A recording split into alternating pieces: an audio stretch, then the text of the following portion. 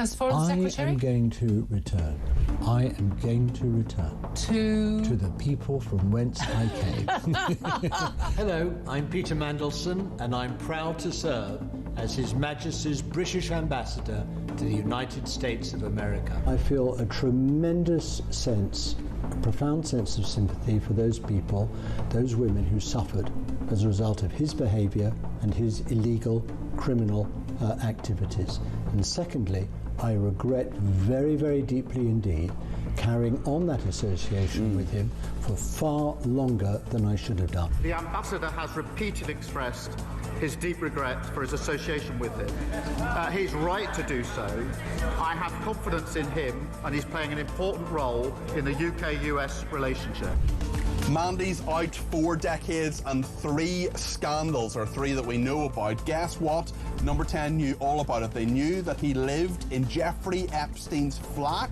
Mandelson resigned from the Labour Party late last night over the allegation of the $75,000 set of payments to him from Epstein while he was business secretary, $10,000 to his now husband, a photo of him in his pants. This isn't just bad form. There are strong arguments here for him to be facing investigation over misconduct in public office. I knew of his association with Epstein, but had I known then what I know now, I'd have never appointed him. Breaking news that Lord Mandelson, Peter Mandelson, has now been arrested. So Mandy and Andy have now both had their collars felt. This is the establishment, the British establishment on trial. Came to us around about 5 o'clock when we learned that we saw footage of Peter Mandelson being led out of his London home in very exclusive Regent's Park by 3 coppers. Now we have all these allegations, we have all the documentation related to those allegations, which Downing Street is being forced to put out. The first tranche of it will be early next month.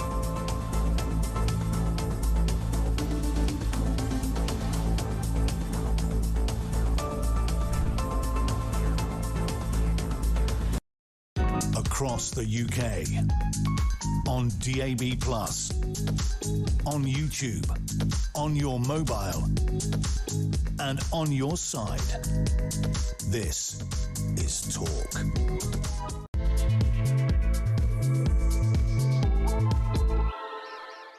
A very, very good morning to you. Welcome to the show. It's just fast approaching 3 minutes past 10 o'clock. This is Talk. We are the home of common sense, and I'm Julia Hartley-Brewer. Hopefully you knew a lot of that already, which is why you're here. And whether you're listening on DAB+ radio or on your smart speaker, whether you are watching on YouTube or your connected device, thank you, as always, for taking the time to tune in. Always appreciate your company.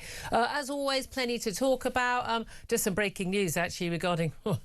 the latest statement from Donald Trump, the US president, as if you didn't know who he was. But if you do miss anything of the show, don't forget to go to my YouTube page, the Julia Hartley-Brewer Show. You can hit subscribe. And you never have to miss a thing. Coming up in this in the next 10-15 minutes or so, the Prime Minister is going to have a press conference at number 10. He's going to give an update on cost of living concerns amid the Iran war. Interestingly, of course, this is, as Donald Trump has said yesterday, well, you know, got a problem with the oil supplies from the Strait of Hormuz? As he said to Britain, France and everyone else, go and get your own oil. Thanks for that, Donald Trump. He's also just done an interview with The Telegraph they've just put out in the last 10 minutes or so, suggesting he wants to pull the US out of NATO. Look, something he's talked about many times before. He said in many a statement in recent weeks, Europe, we don't need your help, but you must help us. And if you don't, we're not there for you. And why are we in NATO? It's a one-way street. So we'll be discussing that a little bit later. Oh, yeah, along with the fact that the head of the British Navy has said that we're not ready for war. I mean, with all due respect, sir, you've got one job. You've literally got one job to be ready for war. That's literally all your job is. But are we, well, hampering their ability to do that? We're going to be talking about the Prime Minister and whether or not he's using King Charles's state visit in a few weeks' time to the US in an attempt to woo Donald Trump after their war of words on social media yesterday. Going to talk about...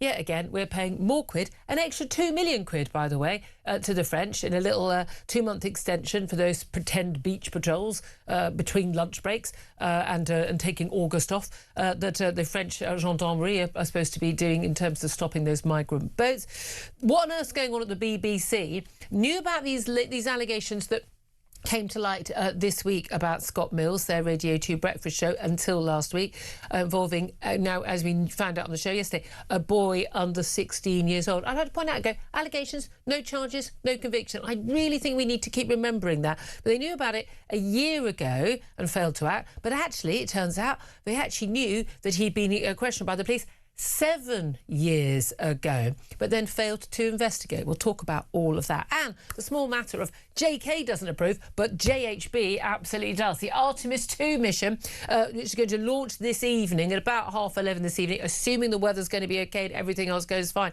Man's first flight to the moon since 1972. They're not actually landing on the moon on this flight, but this is all a testing ground to build a long-term project to go to Mars. I think this stuff is brilliant. We're going to be talking to our favourite space boffin, Andy Loud, about all of that coming up. Delighted to say, joining me today for all of the big stories is Claire Pearsall, former Conservative government advisor. Morning to you. Morning. It's recess for Easter, and yes. When isn't it recess for Parliament these days? I say any organisation or people who take more holidays than me, I've got some questions about. But so no PMQs today, but plenty to talk about, including this press conference from the Prime Minister we're expecting. As you know, I try not to take these things. I just try to take them live because I can't. I have to play a loud noise to wake everyone up afterwards. But we'll take the brief statement. We'll take the statement at the beginning. It was going to be 10. It's going to be 10:15. And we think this is going to be specifically about addressing the rising costs of the Iran war, what the government's going to do. We've already had Rachel Reeves saying, look, any issue, any help is going to be specifically aimed at people on benefits. We've got so we had the Business Secretary, Peter Kyle, out today, and again, they're all talking about, isn't it wonderful, minimum wage, living wage, both going up today, and of course, we've got the Ofgem cap is going to bring bills down a little bit, but we've also got council tax going up. We're paying more fuel duty because we're paying more for our fuel. Water bills going up, TV licences, mobile phone contracts, most people's rent, mortgages. Well, they ain't coming down because the interest rate's not going down because of all this. A lot of it outside the government's control.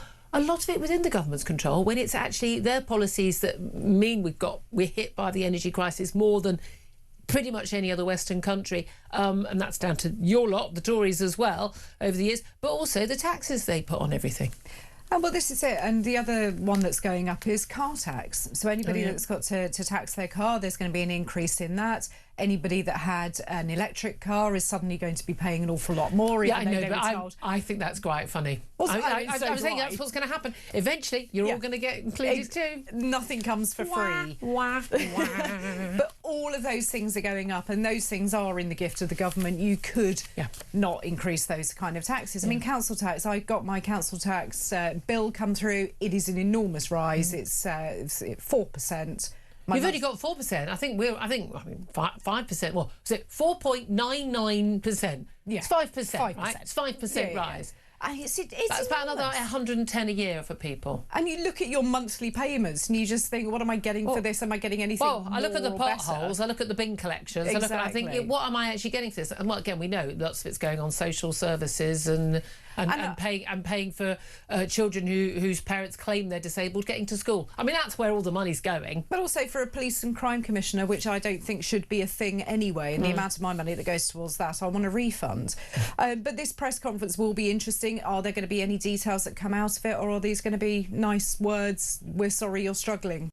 Kind of well, that's it. Is there going to be any specific? Because we've had plenty of things. I'll tell you what's really peeved me. I'm using that term. I think that's allowed. Really peeved me in the last few weeks is Keir Starmer and Rachel Reeves. They keep having meetings. They keep calling. So there's a Cobra meeting, and then they call an emergency meeting with. They had energy chiefs and logistics people. Then they had the banking and energy bosses yesterday. Today, Rachel Reeves has called in a load of the supermarket chiefs. So sorry, there's no evidence whatsoever that supermarket bosses are price gouging. All these claims, absolutely, there's no evidence for this whatsoever. The profit margin in supermarkets is about 4%. I mean, I'm sorry, but can we stop? The competition is there, folks. There's an awful lot of stuff we buy, like milk, which is way below the cost of it, as many dairy farmer can testify. But they have another meeting. But what is amazing is they just demand, Demand. OK, you turn up. Yeah. Here's the thing, Rachel Reeves and Keir Starmer. You know these people who actually run stuff, who have to make stuff happen, so that there's stuff on the shelves of the Tesco on the day, and so there's fuel in the forecourt, and so things function. They've actually got stuff to do during the day. They don't just go from meeting to meeting and press conference to press conference. And literally, so half the supermarket bosses have actually said, sorry, we're too busy, we can't make it. And I love them for this. It's like, this is an utterly pointless time. We're just going to be sitting there with you wagging your finger telling us we need to do something when you have deliberately run energy policies and tax policies and your minimum wage and your this and your policy where you're literally strangling business in this country, and then you're saying, oh, can you help because prices have gone up. I mean, do one. Yeah. No, I don't disagree. These people are busy. They've got important jobs to be getting on with. They don't need to be going into number 11 to be lectured by someone who has absolutely no idea how a business runs. And whose abacus has clearly been broken for quite some time. I think she's quite broken, though, isn't she? She's got a new hairstyle, though, so... She's had a... Do you know what? I mean, I'm in admiration of anyone who can have a new hairstyle. My head just sort of does this thing. I don't know. It makes a lot of people angry on the internet. Good Lord. It's amazing how many people get angered by my hair. I mean, I'm the one who has to live with it, guys. Get over it. But she has had... Sorry, girl moment. Yeah. She has had so many new hairstyles. I'm thinking they're thinking, this is the issue, Rach, yeah? This is the issue. It's not that you lied about your CV, you're useless at your job, you have no understanding of business or the economy whatsoever, and you're a terrible communicator. Not that, no. If we just change your hair so it's a bit less, Lego movie and a bit more feathery, then suddenly everyone will think you're good at your job. I don't think that's how it works. No, she put a pair of specs on, said that she looked serious the other day in the comments, and you just thought, oh, no, that's not a look. You don't need those. You're not holding it well. But what are you going to say to supermarket bosses? Can you not make so much profit? And they're going to say, we aren't.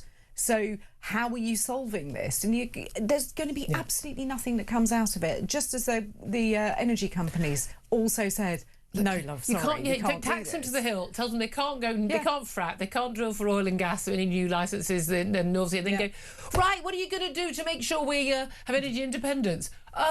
Hello? Yes. I mean, again, and it's not all on this lot. It's on your lot too, but this lot have put it on steroids. Yeah, no, they absolutely have. And they're holding all of these really pointless round tables where nothing will come out of it. And you think, how many are going to turn up? I think the only thing going down is the attendance at them because people are not That's a bit of a giveaway. Donald Trump yesterday, he's taunting the Prime Minister, basically, go get your own oil. He's having a go at the French. Fair enough. Having a go at us. Yeah. Fair enough. Again, I think we're wrong. I think we should have allowed American... I still think they should have allowed Americans to use the base. Right, we're going to be talking more about this in a few moments. Let's go live to Downing Street, where Keir Starmer is about to make his statement. It's now clear that the impact of this war will affect the future of our country.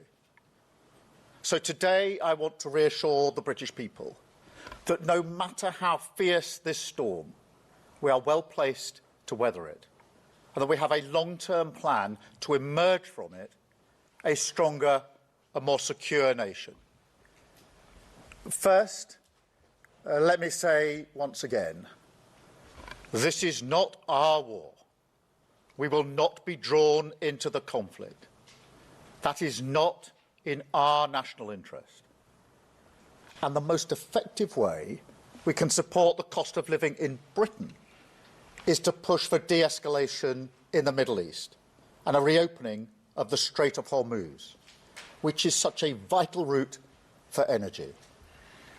To that end, we're exploring each and every diplomatic avenue that is available to us. The Foreign Secretary and the Chancellor have met their counterparts in the G7. The Defence Secretary has been in the Middle East speaking to our partners. And the UK has now brought together 35 nations around our statement of intent to push as one for maritime security across the Gulf. And today I can announce that later this week, the Foreign Secretary will host a meeting that brings those nations together for the first time, where we will assess all viable diplomatic and political measures that we can take to restore freedom of navigation, guarantee the safety of trapped ships and seafarers, and resume the movement of vital commodities. Following that meeting, we will also convene our military planners to look at how we can marshal our capabilities and make the Strait accessible and safe after the fighting has stopped. Because I do have to level with people on this. This will not be easy. I spoke with relevant business leaders in shipping, finance, insurance and energy supply in Downing Street on Monday. And they were clear with me the primary challenge they face is not one of insurance, but one of safety and security of passage. So the fact is, we need all of this together. A united front of military strength and diplomatic activity, partnership with industry, so they too can mobilise once the fighting has stopped. And above all, clear and calm leadership. That is what this country is ready to provide. Because my guide from the start of this conflict has always been the British national interest. And freedom of navigation in the Middle East is in the British national interest. Let me turn now to the impact at home, because I know that this is causing huge concern. People turn on their television, they look at their screens, they say explosions, infrastructure blown up, aggressive rhetoric. They worry that the UK will be dragged into this. We won't. But I also know that people have a deep sense that this will affect their family and their household. They can see it at the petrol pumps, and they worry about their energy bills. It is the job of government to meet these moments, not just with immediate action, but also with clarity about our direction. That's what I remember about the 1970s, when my family could not pay every bill. We struggled through the energy shocks and the price rises of that decade. But we always believed in the end that Britain would secure a better future for us. And I think that's what's been lacking in the crises of recent years. And I'm not prepared to ask the British people once again to go through a crisis, come out of it, and say, business as usual, back to the status quo. So on our economy, on our energy, and on our defence, this time will be different. We will make Britain a fairer and more secure country, because that hope is what is needed as the country comes together, and because how we emerge from this crisis will define us for a generation. So, as I set out a few weeks ago, we have a 5-point plan for the immediate crisis. We're cutting energy bills by over £100 per household today. We've extended the cut in fuel duty until September, and we're monitoring that situation daily. We're supporting people exposed to heating oil rises, setting aside £53 million for that. We're taking back control of our energy security by investing in clean British energy, because that is the only way we get your bills off the roller coaster that is controlled by Putin and the Iranian regime. And frankly, I'm sick and tired of your energy bills fluctuating up and down because we're on the international market, when if we took control of our energy and had homegrown renewables, we could stabilise your bills. And finally, as I say, we'll continue to push for de-escalation in the Middle East. But look, there's also a bigger argument here, because every one of these measures is part of a long-term plan to make our country more secure and more resilient to shocks like this. I mean, just look at what's happening today. Today, your energy bills will be cut because of the action that we took at the budget. And whatever happens in Iran, that price is now fixed until July. Today, if you need a prescription, instead of rising as they used to, the price will be frozen for a year. Today, if you're working on the national living wage, your wages will go up. Next week, on Monday, the state pension will go up. Next week, the two-child limit will be scrapped, lifting 450,000 children out of poverty, the vast majority from working households. And next week, the biggest strengthening of workers' rights in a generation will become law, a huge boost to the economic security of working people. Now, some people may say this isn't new, this was already planned, to which I say, yes, that is my point. Everything I've done in politics, certainly since the Ukraine war in 2022, is a response to this new and dangerous world.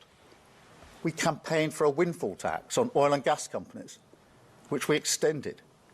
We focused on the cost of living, and we acted at the budget. And we've always emphasised the need for clean British energy. And we've invested because we knew that making our country secure in this world was the ultimate test that we would face and our ultimate responsibility to the British people. Now, it's not going to be easy, clearly.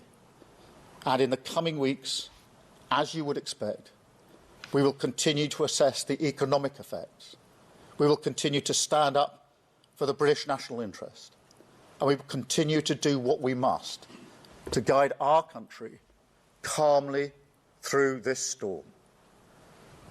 However, it is increasingly clear that as the world continues down this volatile path, our long-term national interest requires closer partnership with our allies in Europe and with the European Union. Now we have made progress on this front, on agriculture, electricity, emissions trading and more. But as the Chancellor has rightly pointed out, Brexit did deep damage to our economy, and the opportunities to strengthen our security and cut the cost of living are simply too big to ignore. So, in the coming weeks, we will announce a new summit with our EU partners. And I can tell you that at that summit, the UK will not just ratify existing commitments made at last year's summit. We want to be more ambitious. Closer economic cooperation, closer security cooperation, a partnership that recognises our shared values, our shared interest and our shared future. A partnership for the dangerous world that we must navigate together. A world where this government will be guided at all times by the interests of the British people. Thank you. I will now take questions, and I have the BBC first. Right, OK. For about 10 minutes, I think we can all agree that Keir Starmer said absolutely nothing. It was just a lot of pompous posturing and repeating of not our war, not in our national interest, united fronts, clear and calm leadership. She was basically praising himself for most of those 10 minutes. And then, got the kicker at the end, didn't we? Got that kicker at the end. The whole thing, all of our problems, folks, can be solved not just by net zero, because apparently the solution to us not being able to support ourselves in oil and gas is that we have more wind and solar, even though, of course, that doesn't actually do anything for 80% of our energy needs. I mean, genuinely terrifying that the Prime Minister thinks this. He then threw in the kicker, didn't he? That's fascinating. Any excuse. There is no problem in this world that Tony Blair won't try and solve with digital ID cards, and no problem in this world that Keir Starmer will not try and solve with closer relations with Europe. Yes, with these threats from Donald Trump on NATO and the like, of course, we need to have good relationships with our European partners. I've never wanted anything different from that. I think you'll find it was the EU nations that tried to punish us for our democratic vote for Brexit. He talked about closer allyship with our partners in the EU. Brexit, he said, did deep damage to our economy, and he's going to have another summit, a new summit. Of course, there's always going to be it's always another meeting. That's the only thing he knows about. A new summit with our EU partners about closer economic cooperation, closer security cooperation, talking about our shared values and interests in the future. This is all about the British people's interest. Claire Pearsall, former Conservative government advisor, listening to this, I'm sorry, this is just an excuse to basically tie us in massively back again into the EU. That's what he's doing. You don't need to have... Yeah. You don't need to be closer in ties with the EU to cooperate on defence on, say, Ukraine. By the way, we acted quicker than the EU on Ukraine. Why? Because we didn't have to get the agreement of, Hungary and whoever on every single issue. I'm sorry, this is just an excuse to take us back into the EU by the back door. That's what he's doing. Well, of course it is. He's always been looking for an excuse, and this has just provided him with that. And so you've got a summit going on, the shared values and interests. Well, that's a very vague statement, isn't it? So in what?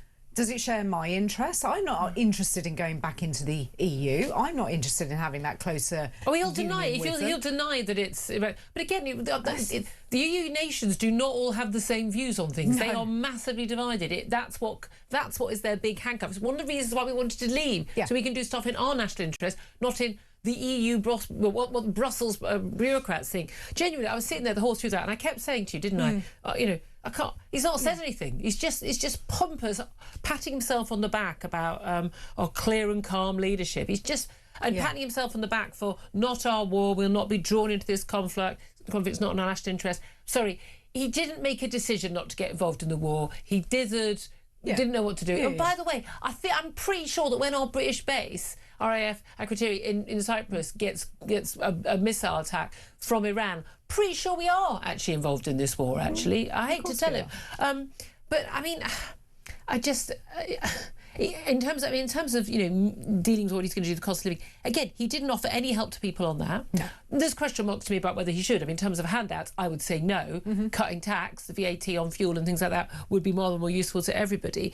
But again, he just talked about more meetings with more people who've got better things to do than sit and be yapped at by this man. But that's what he thinks government is. He thinks that holding meetings is how you deal with stuff.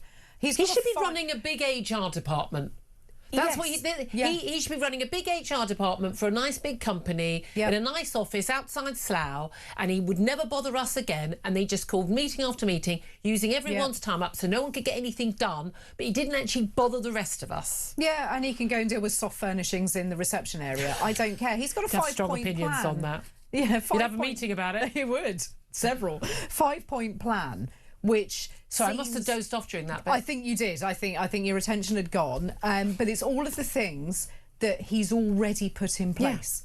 And they're not exactly catchy. The only one that is useful is the heating oil help. So for those that are off-grid, cost of heating oil, a bit of assistance with that. Absolutely but fine. he mentioned things like prescriptions. I mean, again, the things they've been touting today about helping people, it's just sort of minimum wage going up, living wage going up. Again, that's really good for those people, apart from the fact that employers are saying, along with the national insurance increase for employers, that actually that's meaning they're cutting jobs. That's the net effect of it. Prescriptions, cost frozen. I'm saying 90% of people don't pay prescriptions. When I'm my local chemist, they say, do you pay for your prescriptions? Because I go through the motions, and I go, yeah. And they look at me like, don't know what to do. I mean, no one pays for prescriptions around here.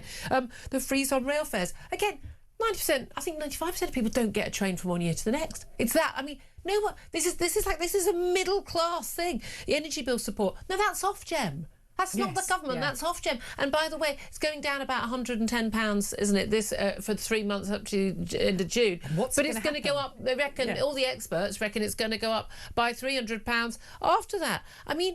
And also, by the way, your council tax, you say, going up. People are being dragged into higher tax bands on April the 6th and higher national insurance rates. People's water bills going up, the TV licence going up, your mobile phone contract is undoubtedly going up, your rent's going up, almost certainly.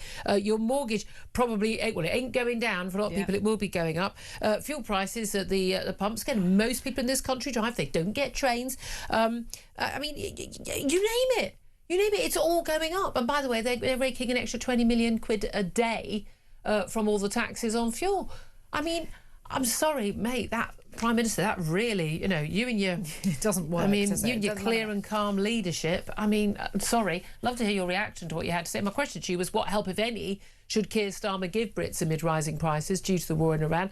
We didn't hear. Again, he does these meetings, he does these statements, and he doesn't actually say anything other than the fact, basically, going back into the EU by the back door is what he's pretending would actually be. I mean, this is his mission, isn't it? He wants a European Commission job when he's done. Give us a call, 0344 499 1000 is the number to call. Get in touch with us on X at Talk TV. You can text the word talk and your message to 87222. I'm sorry, I'm absolutely piping mad now. I really am. I don't trust these people as far as I can throw him. And he's had enough coronation chicken and suppers that I definitely couldn't throw him anymore. Calls are charged at the national rate. Text costs one standard network rate message. Give me a call. Calm me down, please. We've got lots of top guests to talk to on the show. Lots to come. But we're going to take your calls up next. This is Talk.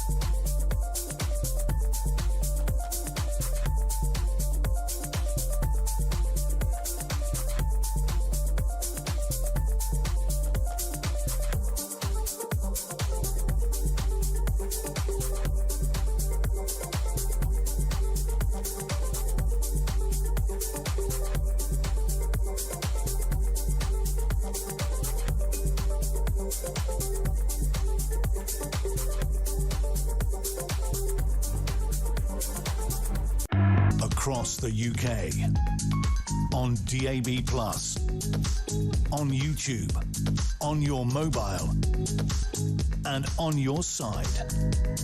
This is Talk. This is Talk, the home of common sense. So we've got a lovely guest to get to, James Ball, in just a few moments, but we're going to get to your calls first. I'm just hopping mad about that press conference against him. He's still giving the press conference, but we know he's not going to say anything more than he actually said. And he didn't really say anything. Oh, in the middle of that, there was a 5-point plan, but it was basically a load of, cutting our energy bills for a few months and, the heating oil thing, which affects a very small number of people. And I'm not entirely sure it's what you call a plan, let alone 5-point. But let's go to your calls. 0344 499 1000 is the number to get in touch. James in Staffordshire. Hello, James. What do you want to say? Hello again, Julia. How are you? Very well indeed. I actually phoned up before you heard him. You spat your tea well, out and now... Basically, he's the reverse ferret, isn't he? So basically literally anything that guy says is a lie.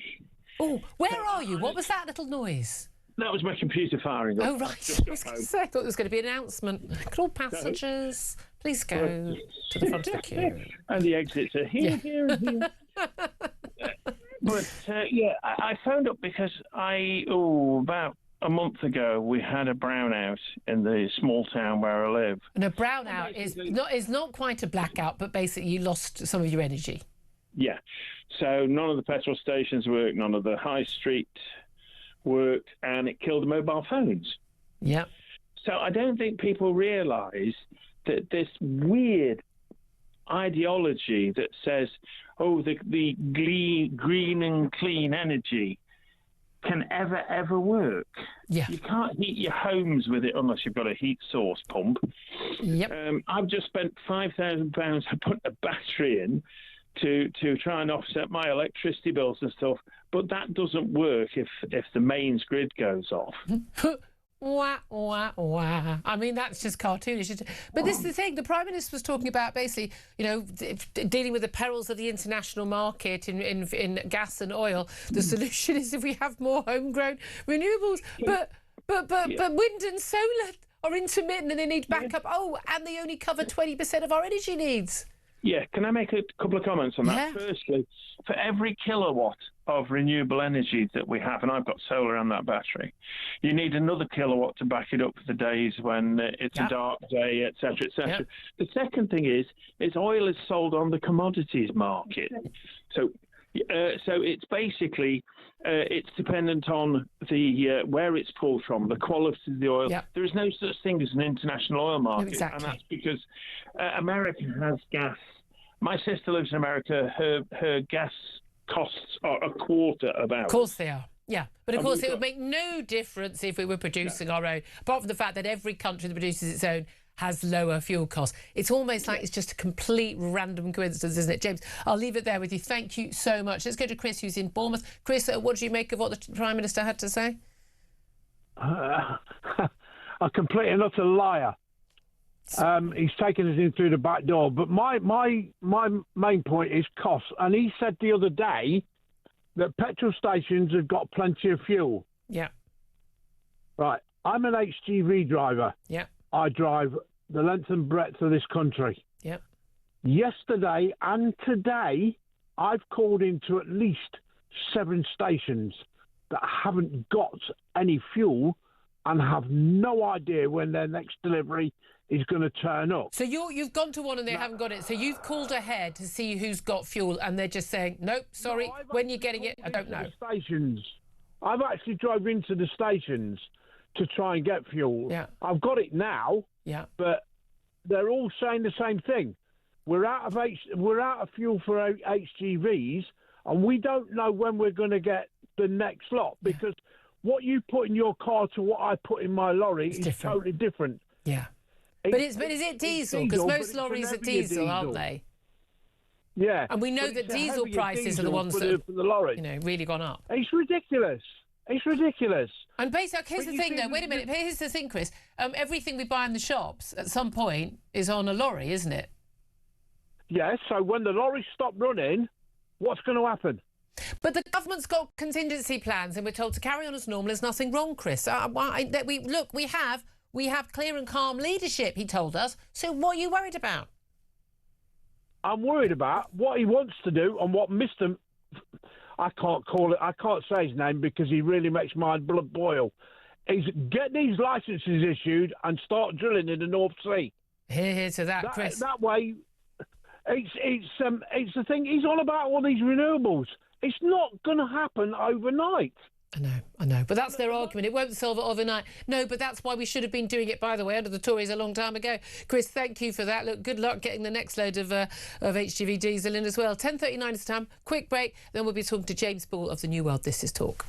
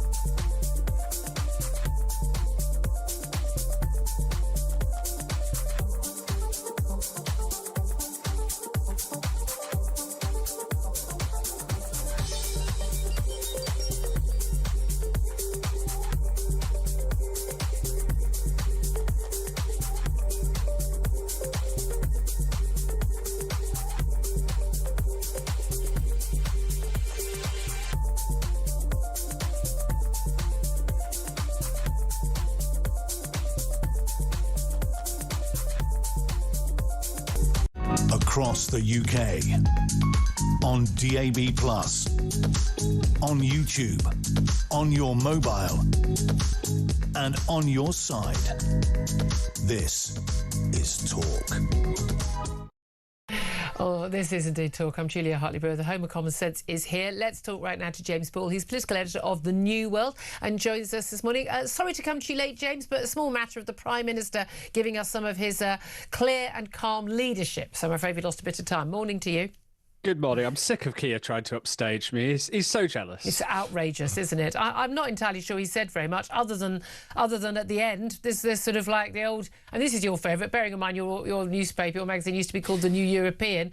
Basically, the old, oh, looks like another great excuse for us to go back into the EU by the back door, which is what I heard when he talked about closer allyship with our partners in the EU is apparently the solution to all of our problems. Is it? I mean, I would like to go back in through the front door. I'm not going to pretend I don't want that. I think it's better for me to be honest. I think the problem is that Keir manages to cheese off Brexiteers and anyone who voted for that by saying he wants closer cooperation. And so he loses all the support of that. But all he does is say he wants it. He's got his red lines that don't let him go back in the customs union, don't let him go back in the single market. They're not his red lines, they're the electorate's red lines. He was forced to say it. He doesn't mean it. He doesn't want to do it. Well, I mean, yes, he stood on a manifesto with those red lines, but people go back on manifesto promises. But for... there's a bloody cat. Oh, not the cat again. I'm sorry. Apologies for the language. Right. Sorry about that. But as long as he keeps saying closer union but not doing it, he's going to take the political hit from people who still support Brexit, and he's going to get no credit from people who want the cooperation. He's not going to get the economic benefits or the other things that go with it. So I think just repeating it on its own when people are looking for concrete access and concrete changes in a very real crisis is a mess. Well, indeed, and again, and this is a very big mantra, though, among the sort of the left of the Labour Party, the Remainer crew, which is that everything that's gone wrong in the country is down to Brexit. They completely ignore the small matter of COVID and lockdowns and an international lockdown and all the policies there and all the big bailout that we're still paying for. They completely ignore the Ukraine war. Every problem is down to Brexit. I mean, it's a load of abject nonsense. Even if one was anti-Brexit, to claim that. In terms of what he talked about, his clear and calm leadership. I mean, the first 10 minutes of that press conference was him telling everyone how good he was at being Prime Minister, not getting involved in a conflict, which, I mean, he kind of basically dithered on and didn't get involved in and accidentally came across a policy which seemed to be largely popular with most people. It's not really clear and calm leadership, is it?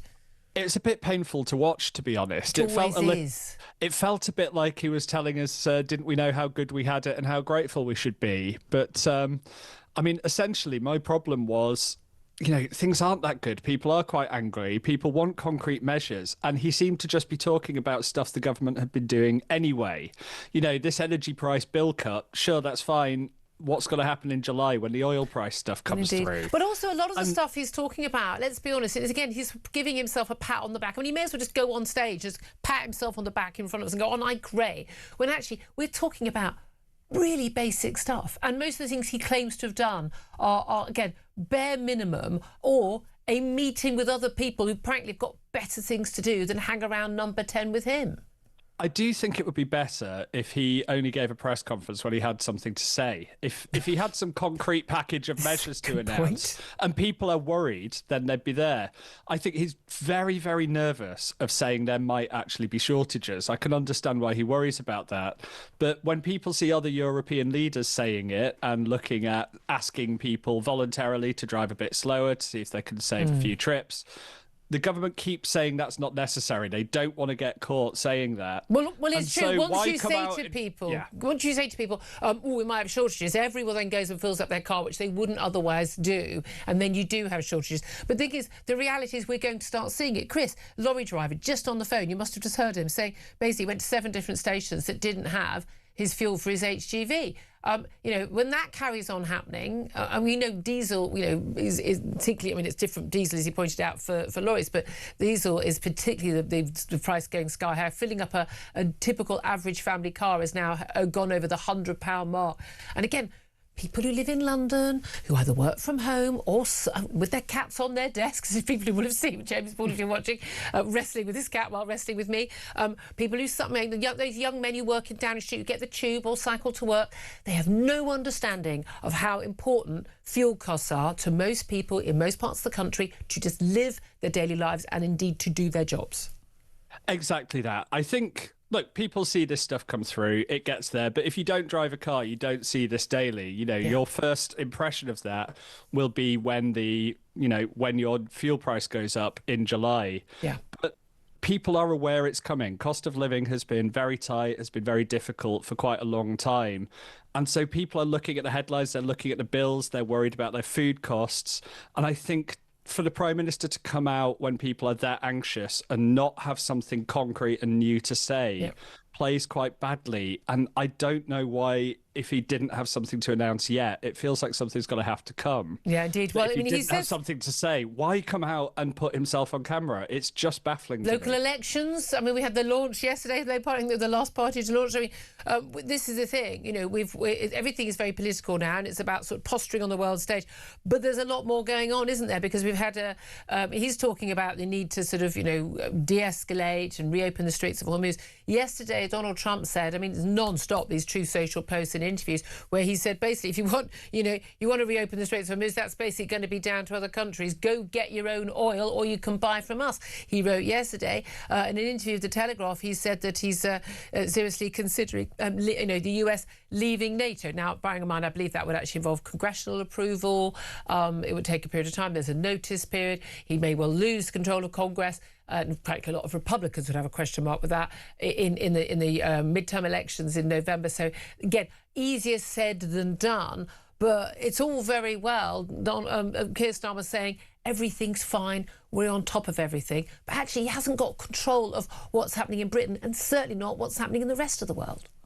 I mean, this is the thing. And let's be honest. Of course, you're right about the legal status of leaving NATO. But if the president makes it clear he's got no commitment to the alliance, if he makes it clear, he wants to be out and he doesn't care, then NATO is effectively useless from that moment on, even if the treaty still exists and the piece of paper is still there.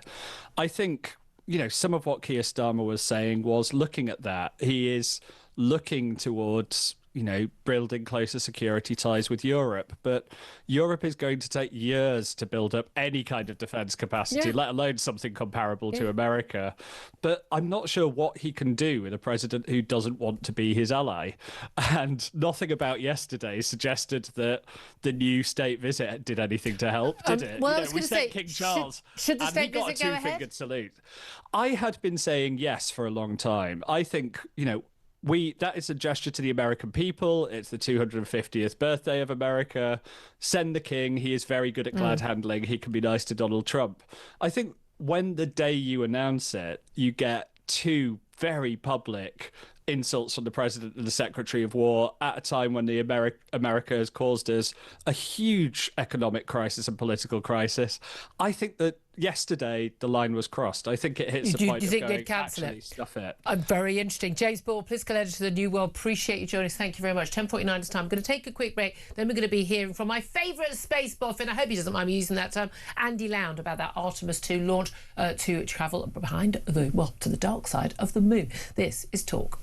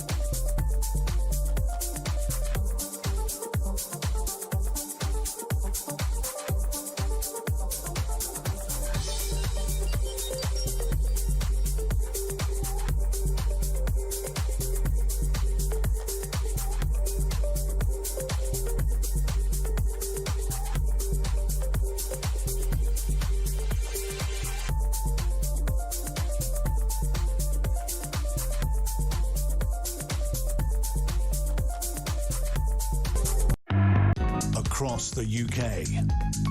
On DAB+, on YouTube, on your mobile, and on your side. This is Talk. A very good morning. Welcome back to the show. Well, let's leave this all matter of the cost of living and war in the Middle East and goodness knows what, and let's talk about, well, leaving this planet.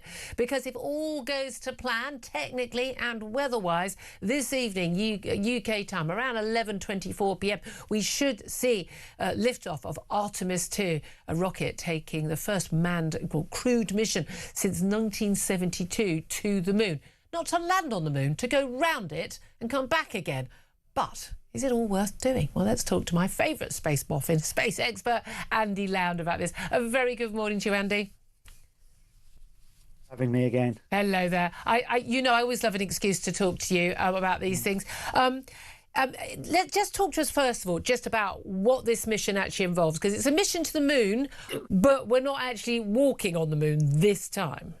No, this is more or less the equivalent to the old Apollo 8 mission in 1968, which is a mission used to test the spacecraft as it goes on its journey to the moon to make sure that communications work. The spacecraft works with humans on board. The first time humans will be on board this particular spacecraft, the Orion, and it's the first time this large rocket, the SLS, will be launched with a human payload on board. So it's really the full test before you actually send people to actually land on the moon, if you like, to test the spacecraft out for that actual journey.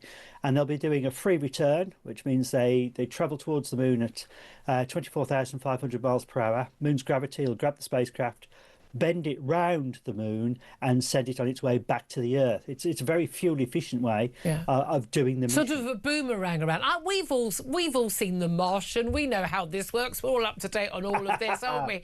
And again, they go on about, it's the first one, but there's the first black astronaut, the first woman astronaut. No one cares about this nonsense.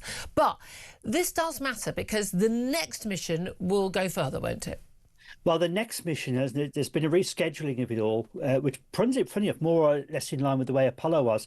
The Artemis 3 will actually launch into Earth orbit, where they will practice docking with one or two of the proposed landing vehicles onto the surface of the moon. So they'll be practicing docking systems in Artemis 3, and then Artemis 4 will be the actual landing on the moon itself, probably towards the South Polar region, where they believe there is water ice. Right, and then this is all about setting up a sort of a permanent station on the moon, like we've got the ISIS station, the permanent station in space, and this is all with a view to long-term going to Mars, isn't it?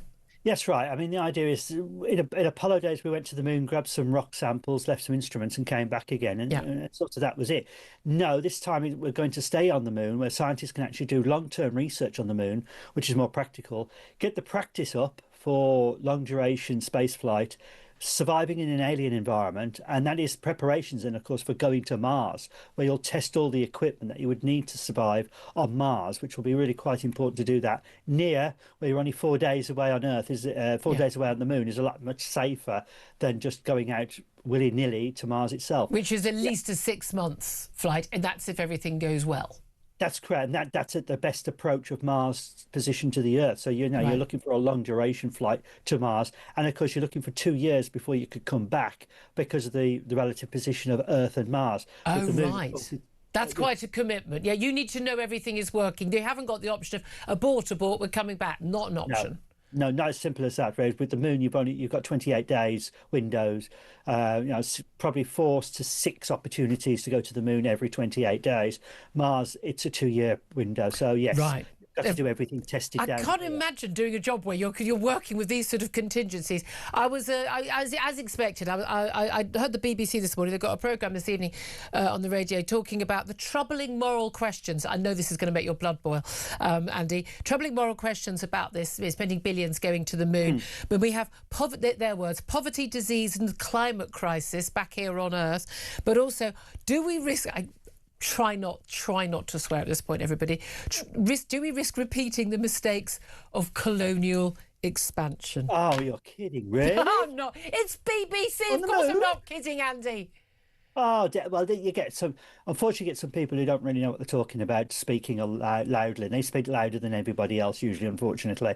But no, I mean, talk about the billions being spent on it. The technology that comes out of the space program is actually very useful. And they're talking about green issues. Actually, we need green technology to go to space because we have to be efficient. And therefore, that technology can filter back down to the Earth itself. Yep. And if they talk about spending billions doing this, let's look at the Premier League. How many billions are spent in the Premier League kicking a ball about? Prioritise. No, but exactly. You know? But I mean, don't people think we've got Talk Sport the next corridor? They'll be very upset with you. But no, but this is the thing. This is about I mean, maintaining the safety of humanity, isn't it? Yeah. If an asteroid hits us and our planet is no longer habitable, having somewhere else to go. This is about exploring space. This is about finding new minerals, finding new methods of energy to actually further things on this planet and make life better for people on this planet. Yes, the human species is a migratory species by its nature. It came out of Africa, it spread around the planet.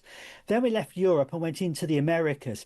And this is what we do as a species. We're not just stuck to one place. And therefore, the next step for us is to venture outwards. I mean, there's only a limitation to the population. So we're actually going to be spreading at some point. You'd be on this rocket today if you could, wouldn't you? Of course I would, yes, absolutely. And the chances of this happening tonight, they reckon 80% with the weather. Do you reckon we're going to see it? Yeah, very good. It's all about, really, at the moment, it's all about weather. There's several tests that need to be done.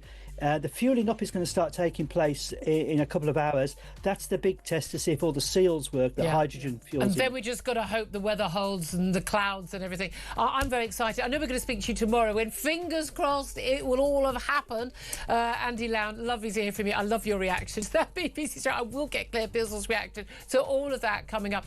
Plus Keir Starmer's press conference in number 10. Try and keep it clean, people. This is Talk.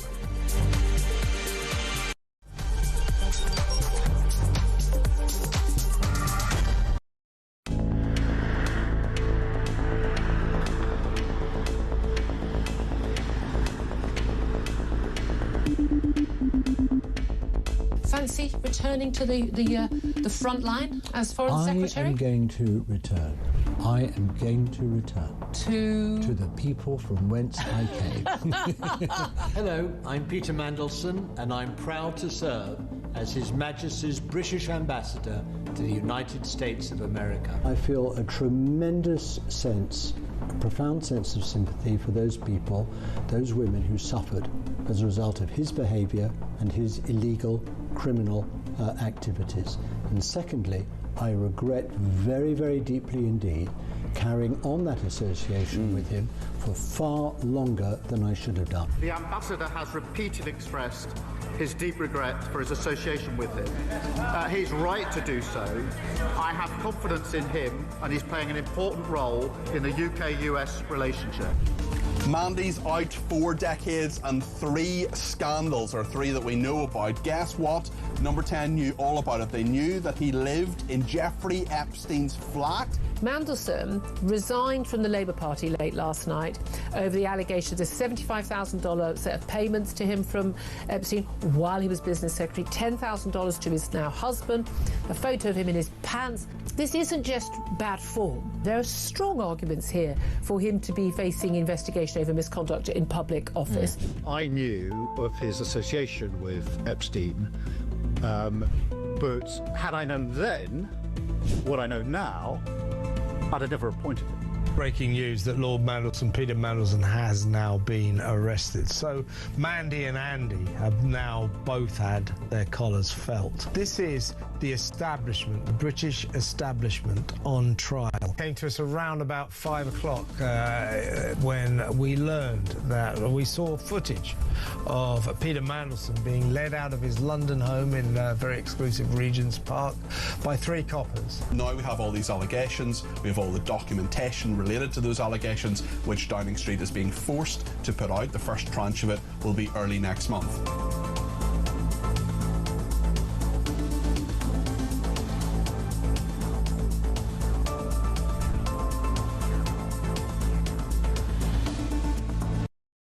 Across the UK, on DAB+, on YouTube, on your mobile, and on your side.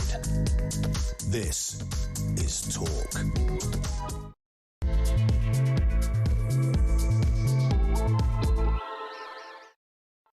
Very good morning. Welcome back to the show. Fast approaching 3 minutes past 11 o'clock. This is Talk with the home of common sense, and I'm Julia Hartley-Brewer. Whether you're listening on DAB Plus Radio, whether you're on your smart speaker, watching on YouTube or your connected device, thank you so much for your company. Lots to talk about with you all the way until 1 o'clock. Delighted to say Claire Pearsall, former Conservative Government Advisor, is joining me for all of that. Very good morning to you. If you miss anything, go to my YouTube page, The Julia Hartley-Brewer Show. Hit subscribe, never have to miss a thing. Coming up, we're going to be talking about that press conference Keir Starmer gave. Basically, it's all absolutely wonderful. His clear and calm leadership is brilliant. And what we really need is to basically have closer allyship with the EU. You know what he's up to. I know what he's up to. And he thinks we're too stupid to notice, mate. We are absolutely not. We're going to be talking about the state visit by King Charles. Should he still be going? Why the BBC are being so coy about what they did and didn't know about the accusations against the Radio 2 DJ, now sacked, Scott Mills, about Met Police questioning him about a serious sexual offence with a boy aged under 16 years old. Apparently the BBC did know about the investigation 7 years ago and kept him on air, and then a year ago new information kept him on air. Again, small point worth making. No charges brought, no prosecution, no guilt, as far as I'm concerned, in terms of any criminal prosecution. People are innocent until proven guilty, are they not? Plus, we're going to be talking about Donald Trump's threat to, that he's seriously minded to withdraw the US from NATO. That at the same time as our first Sea Lord, the man in charge of the Royal Navy, says that the Royal Navy is not actually ready for war. Bit of a worry, given the entire job of the Royal Navy is to be, I don't know, ready for war. I'd have thought be on the list, number one. Anyway, lots to talk about. Particularly want to hear from you in terms of your reaction to what Keir Starmer had to say.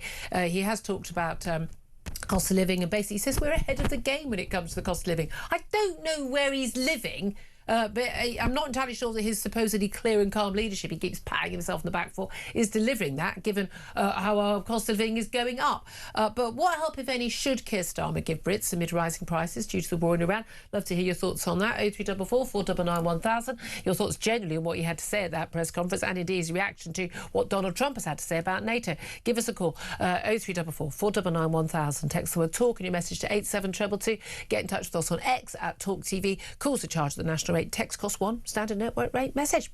As I say, Claire Pearsall is with me in the studio. Didn't get a chance to come back to you on the topic about the Artemis 2 launch, but I promise I am going to come to that with you, because I'd love to hear your thoughts on that. But that press conference, I mean, we managed to stay awake the first 10 minutes where he said absolutely nothing. And then he threw in this sort of EU line. He had his 5-point plan, and basically was telling us, when he was actually asked questions, that we're ahead of the game when it comes to the cost of living, despite the fact the OECD, the IMF have said the last couple of days we're actually the worst affected major economy because basically of our reliance on imports of fossil fuels, which is the main thing affected by the closure of the Strait of Hormuz by the Iranians as a result of those attacks by the US and Israel. Donald Trump is talking about basically, go get your own. He actually messaged it, go get your own oil. Got a problem? You guys go and reopen the Strait of Hormuz. Talking about he could, in a few weeks, he could just pull out. Whether the Strait of Hormuz is closed still or not. Would the Iranians reopen it? Would they not? We don't know. And now he's talking about pulling the US out of NATO. I mean, I have to say, I do feel sorry for Keir Starmer, because you on some seriously shifting sands when you're dealing with this American president, whether you like the American president or not. He does make this stuff hard for his allies. Do you think he has provided the clear and calm leadership he claims? And do you think that his policy in terms of acting in our national interest, not getting drawn into the conflict, is working? No, he just Fair isn't. enough. And I do hate the fact that you said that there's a long-term plan. Is there? I don't think there are. I don't think he's got any plan whatsoever. The Prime Minister dithered around whether to let the US use our bases, and what happened is that Akrotiri was bombed. We didn't send anybody out there, and the French had to come and rescue us, as did the Germans and the Greeks. Not entirely embarrassing at all. No. Not at all. So, I mean, the Prime Minister going on about de-escalation, we all want to see that, but it isn't going to make any difference to the cost of living crisis here, which is what this whole press conference was meant to set out, how he was going to improve the lives of British people. Did we hear anything? Nothing. He set out a 5-point plan, which you managed to stay awake for, and all credit to you for that, Claire. Everyone else had to be sort of jolted. Cutting our energy bills, but Ofgem did that. And that's only for 3 months. That's right. And it's only up 100 and a bit quid for the average bill. Well, that's right. And all of the experts believe that from July it's going to go up by at least £300. So let me check. Where's the Ed Miliband's £300? No, but let me check. Is £300 going up more than 100 and a bit pounds going down? Can anyone help with the maths? Because, I mean, Rachel Reeves can't help us, as I said. Our abacus has been broken for months. So we've got that. But Ed Miliband also promised that they were going to go down immediately by £300. I haven't seen any of that. He said fuel duty is going to be cut until September. Absolutely. And so that was already in place. They don't know what is going to happen come September. They don't know if they're going to keep the fuel duty cap in place, whether it's going to increase. I suggest that they're looking to increase it. But other countries are cutting their fuel duty. But here's the thing, this is really, it's just fuel duty and VAT. Yeah. More than half of what you pay at the pumps, whatever you're buying, is going to the exchequer. Yes. But it's that they put, I think it's 5% VAT, isn't it? Yes, on fuel and on domestics. But they put the 5% VAT on top of the fuel duty. Yes. So you're paying a tax on the tax, and because the actual cost of fuel is going up, the fuel duty is going up as a percent, because it's a percentage, and the VAT on top of it. So the Chancellor's getting an extra 20 million a week, but they say yes, but our costs of borrowing are going up, so that's more than offset by that. Meanwhile, people's cost of living has gone up. It makes me so angry. I got lectured on social media by somebody that told me that if you take all of that money away, if you cut the VAT, if you cut fuel duty, you'll have to find the money from somewhere. Well, this is true. Yes, I get that. I didn't need a lecture from, Mr. Man on the internet. But what are you going to do to help these prices? Because places like India have made cuts. Over in the Middle East, it is a lot cheaper. In Europe, they're also making cuts. But also they're talking about, if necessary, they will give money to people on benefits only. Rachel Reeves confirmed that yesterday. So if people need help with their bills, it's going to be benefits claimants who get that. And again, there are plenty of people who absolutely will deserve that. We want them to get the help. However, there are also, let's be honest, millions of people on benefits who have no business being on benefits, who don't need them and who we are subsidising. And you end up in the situation where, once again, you are actually basically creating a benefit trap where moving on to a minimum wage job where you're not getting that extra help, and you're cutting your council tax, and you're cutting this, and you're cutting that, and your free prescriptions, and all of that actually it becomes a massive big sort of cut in your living standards to actually go out to work. So that's not a good thing. But again, they're going on about helping people. Benefits are up, minimum wage, living wage are both up again. But companies are saying again and again, and we are seeing the reality is they're not just saying it. The reality, you can see it in the job stats. They're not employing people. They're getting rid of people at the margins. People aren't getting the pay rises unless you work in the public sector. Sick pay from day one. They're going to start bringing in. Seriously, so many businesses are going to be absolutely struck by that. But you've got council tax up by 5% for most people. That's another 110 quid a year. People are being dragged on April the 6th into higher tax bans and national insurance bans. I mean, these are going to be, basically any extra money you earn, that is going to be taxed at 40%, not 20%. Sorry, but you ain't going to feel the benefit of that, folks. You could think you've got a big pay rise. You haven't. Your water bill's going up, your TV licence, if you're still paying it. Mobile phone costs, huge costs for an awful lot of families. Your rent's going up because mortgages ain't going down because of the interest rate.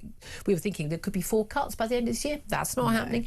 And particularly, I think the really big one is the fuel prices, because again, 80% of people in this country, they actually drive a car every day for work or to work or the like. And again, the Prime Minister's going on about, and Rachel Reeves and others talking about, freezing rail fares. Most people don't get a train from what. Not only do they not get a train to and from work, they don't get a train from one year to the next. It's just not even part of what they're spending. And prescription costs frozen. 90% of prescriptions no one pays for. They're just talking about. It's just a bunch of people in Islington who've moaned about these little things, and they're all worried about these things, and they're looking after their mates. And when you listen to the Chancellor and the Prime Minister, they'll go on about free breakfast clubs, because that's making everything feel better. And I had to scream at the television every single time, they're not free. Not free, they're paid for. But they put it forward as also, no one can't afford to give their kid food in the morning. You can't. Oh, sorry, on what planet can you not afford cereal, milk, and a slice of bread for your kid in the morning? Exactly, some porridge oats. I simply It's do not not difficult. accept that. It's absolutely, again, it's just... And also, why are you subsidising? So if I had a young kid now, God forbid at the age of 57, my kid at state school would be getting a free breakfast subsidised by other taxpayers. That's obscene. It's absolutely obscene. Yeah. He definitely wants to take us back into... Here we go. I started off today in a really good mood. Seriously, can you imagine being married to Keir Starmer? Wouldn't he drive you up the wall? Within minutes. I think you'll find that when I was sorting the laundry, I showed clear and leadership in separating the socks. I mean, he's so pompous. He pats himself on the back for just turning up on time. He's one of those people. Yeah, he does a whole press conference, how would you say, in which he really didn't say anything concrete at all. He thinks he's being all statesman-like, and he just looks ridiculous. He does, and he tried to be all sort of come down to your level. I'm with the people. I'm going to level with you. I do have to level with people in this. This will not be easy. I think him and his little coterie, his little special advisor. I mean, whoever's left. I mean, he goes through them every half hour. I mean, they all sit there with their 5 mobile phones, none of which are backed up. May or may not have been stolen last night. And he does. And they come up with these things like, oh yeah, this makes you sound like you're the son of a toolmaker, not the son of a bloke who ran the factory and who bought a donkey farm for his mum for £100,000 or whatever it was. I mean, this makes you sound normal, Prime Minister. This makes it sound like there wasn't an act of Parliament to protect your multi-million-pound pension deal after you left as Director of Public Prosecutions. You sound really like a man of the people. But also trying to make out that he'd had a really tough upbringing. Sitting round the table, he knew how hard it was for his family. No, you didn't. I mean, okay, and what kid does? Because when you're a kid, what you think your parents do is you try and protect you from things like that. Absolutely, and you get on with being a kid. So I don't buy any of that. I can certainly remember my mum dodging the bank manager in the Sainsbury's. Can't pay the mortgage this month, but anyway. I just found the whole thing very frustrating. But but there we are. He goes on about his guide from the start of this conflict has been British national interest, and then he whittled on about how we have to have more homegrown renewables as a solution to not being able to get enough gas and oil. Genuinely want to scream. I actually want to grab him by the shoulders and scream at him, saying, "Do you understand?" Basic stuff. You'd think he's having all these meetings. He's had all these energy bosses in, all these, these experts in this field. You think one of them might have explained to him how stuff works in a modern economy. But there we are. I bet they did. What do you make of Donald Trump's... there's a meeting. Rachel Reeves got a meeting with a load of supermarket execs today, except it's not a load of them. Most of them have said they're actually a bit too busy to turn up. What with doing a proper job and all. But it's also Easter, isn't it? So you look at the pressures on supermarkets around this time. They're making sure that the shelves are full. Yeah, exactly. Hey, listen, if it's a choice between making sure I get my chocolate and Rachel Reeves gets her meeting, chocolate every time, people. Chocolate every time. Thank you to the bosses of those supermarkets who put it right. Donald Trump basically taunting, the Prime Minister, go get your own oil, saying the US will leave Iran in 2 or 3 weeks, whether we have a deal or not, threatening to pull the US out of NATO. We've got the King going on a state visit in a couple of weeks, marking this 250th anniversary of basically, the colonials leaving us. How's that worked out for you, America? Okay, pretty well, fair enough. But the King going on that state visit, there's a bit of a war of words. We never know what Donald Trump means or what he doesn't mean, or whether he means it that hour or he doesn't mean it the next day. How worried are you about that side of things? The war. It's difficult to get a handle from Donald Trump, because he'll say one thing, as you just said, he'll say one thing and then do another. He said that the war was going to be quick and then it was over and that he'd won. And here we are still, several weeks on and we're still going through it. So I think he's almost getting a little bit bored of the situation. His attention is going to be on something else. It is concerning, but I don't think that we need to react every single time he says, go and get your own oil, go and do this. I think we just need to But there is the worry, if he does pull out, and just as, the 4 to 6 weeks they were saying, and Netanyahu was saying that in terms of war aims, they're over halfway, but not in terms of the time. there's no doubt at all Iran's military capability has been massively depleted by the Israeli and the US strikes. However, they've also flexed a muscle and shown their power over the world's economy, when it comes to the Strait of Hormuz and the ability to close it down. Major tactical error. I mean, serious major. Everyone involved should be sacked. Levels of tactical error by the US. To not have had that contingency. I can't believe the Israelis weren't going, oh, by the way, you need to do this. No point flying Marines in, 3 weeks, 4 weeks in. No, it's too late. But is there an argument that if America leaves, massive humiliation for the Americans, they've exposed that Iran is basically able to fight off anything, not with a nuclear weapon, but simply by choking a chokehold on the world economy. Yeah. America doesn't get their oil through the Strait of Hormuz. They don't care. But the impact of people not being able to get their oil for months and gas for months and weeks on end is going to be huge. It is going to be enormous. And also the other impact of it is that the Iranian mullahs are going to be empowered by this, because they're going to see America pulling out and say, we've defeated the West, which is the message that they will put out undoubtedly. And they'll be right. And they will be right. And then they can think they can get away with absolutely anything going forward. Yeah. So you may well have changed the regime a little bit. You've shuffled around some deck chairs, but you've actually made it more powerful in other ways. And there's no evidence this new regime, there have been messages. We know there have been messages. We don't believe there have been talks in any meaningful sense. We have no idea. We don't know. Again, it's all likelihood that the new Ayatollah is actually lying in a coma with missing a limb. In an underground bunker somewhere. No one's seen him. He's not spoken. I mean, come on. The odds are he's probably not even alive. Who are we kidding? Yeah. And we don't know who we're dealing with. And that's your problem, isn't it? Because we knew who we were dealing with before. We didn't like them. We didn't like the way the regime ran. There was a chain of command. But there was a chain of command. And now we don't know that. So you've got this vacuum and you've got people in there that you don't know who they are. You don't know where they're from. You don't know where they are at the moment. And that's a more dangerous situation. And again, there's a lot of talk like stealing away the nuclear capability. Good luck with that, finding that, getting it out safely and not causing a major nuclear incident. Exactly. Seizing Carg Island, where 90% of the oil and gas was exported from the Iranians is perfectly possible. It's a small island, perfectly possible for the bad idea. But you can take it, but keeping it will involve a huge loss of life. The American public aren't going to be. They're going to have nothing to do with us. We're not willing to send our boys to die in that way. Let's turn our attention to other stories. Let's talk about Artemis 2, its mission to the moon. I loved our space boffin Andy Lowndes' reaction. I wanted to play the audio of this because I was listening and I was just I could have punched the wall. Radio 4 doing a promo for Moral Maze, one of their shows. They've invited me on previously. It can be quite sensible, but they talked about the trip to the moon being a troubling. Raising troubling moral questions. Okay, that with poverty, disease, their words, climate crisis here on Earth, they never stop a moment to propagandise. And should we be spending billions going to the moon? But also, do we risk repeating the mistakes of colonial expansion? They're insane. They're insane. It's almost like somebody's university thesis and just put the word discuss on university. This is sixth form. Okay, this is lower sixth. This is someone who, what's that, year 12? This is someone going into debate and everyone going, shut up, Susan. Ridiculous. This is so exciting. I'm really excited about there being a spacecraft launch. I'm going to stay up. I'm that sad. I'm going to stay up. And is it worth the money? Is it the right thing to be doing? Why? Yes, it is, because there is other things out there. There is a big void of space out there that we don't know what it's going to contain. And I think that your space boffing guest is spot on. There could be rare minerals. There could be a way of powering the planet that we don't know about.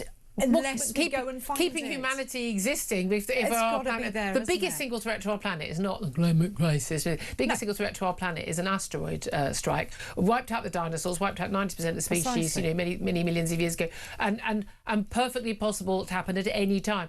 And there's a strong argument for us having the capability to do. You're basically looking at is it Armageddon, the film? Yes. Again, these things are based on. They are literally based on what NASA is actually trying to do, which is you'd send a rocket up and you'd try and basically move. They've actually done some actual experiments. They've tried to move small asteroids and trying to move them to a different path, so to protect the planet. This stuff is about saving the future of the Earth and saving human beings. And there isn't a climate crisis. And there's so much that we don't understand about what is surrounding us. But all of those things have a factor about how the solar system exists and how the Earth rotates. All of this kind of stuff. Every bit of information is useful. And again, this drives the future. And I agree with Andy Alland. We are as a nature, a species that wants to know more and wants to explore. If you were multimillionaire, I'm sure I've asked this before, and you had this money, it was money no object. Would you go up? I mean, I wouldn't go to Mars. I'm not that brave. No. I'd go to the moon. But would you go into orbit? I'd love to do that. If there's a friendly billionaire, and you just, hi, we are totally up for this. I don't know, we'll do a podcast about it or something. We'll be really good. We're totally up for this. Yeah. The mysteries of outer space are one thing. That they are nothing on the mysteries of the thinking process within BBC management. Did you see what I did there, people? Did you see what I did there? BBC bosses being urged to explain why they kept Scott Mills on air while he was probed for sex offences, as we found out on the show yesterday, with a boy aged under 16, only to fire him 7 years later. They apparently knew when he was being quizzed under caution between 2018 and 2019 by the police. They knew about that. And they did nothing. They kept him there. Yeah. And then we know that's a report in The Sun, the Telegraph reporting that certainly a year ago, a journalist contacted the BBC to say, look, I've been hearing about these allegations and I want to flag, is anything happening? And again, the BBC failed to act. And then they suddenly acted last week, we think after someone got in touch with them in relation to Hugh Edwards' docudrama on Channel 5, which sort of kind of raised a response. But the coincidence was a bit... What was a bit strange. We don't know. BBC remaining very, very tight-lipped. Big shock to a lot of people. A much-loved star. Presents the biggest breakfast show in the country, the BBC Radio 2, 6.5 million listeners. Paid 360 grand a year. He's... But we're told there's new information that's come to light, that there is some evidence not... I'm troubled by people having any sexual contact whatsoever with an under 16-year-old, especially who was in his 20s at the time, but probed about it later. So there's a lot of, we're talking about a long period of time. But I'm also equally troubled by someone being sacked for something for which he was not charged, certainly not convicted. We're not aware of other cases. I don't know, maybe there are other cases. We have seen this before. This keeps happening. Yeah. Is the BBC, having failed to react properly over Hugh Edwards and numerous other cases and allegations against big stars for years on end, overreacting now, or should he have never been employed? Where do we draw the line on this? Because people are innocent until proven guilty. They are, and there needs to be a consistent approach. And I think the BBC... Again, they're another organisation that likes to have a lot of meetings about things and look like they're doing something. But if they knew there was information a year ago, what has changed to pull somebody off air almost immediately? There is an argument, isn't there, that the evidence for the CPS to pursue a case and to risk someone being put behind bars, have a criminal conviction, that level, beyond a reasonable doubt, is different from, say, for instance, a civil court, where it's about probabilities. And I imagine in a work contract, an employment contract, you're looking very much more in balance of probabilities rather than beyond reasonable doubt. And therefore...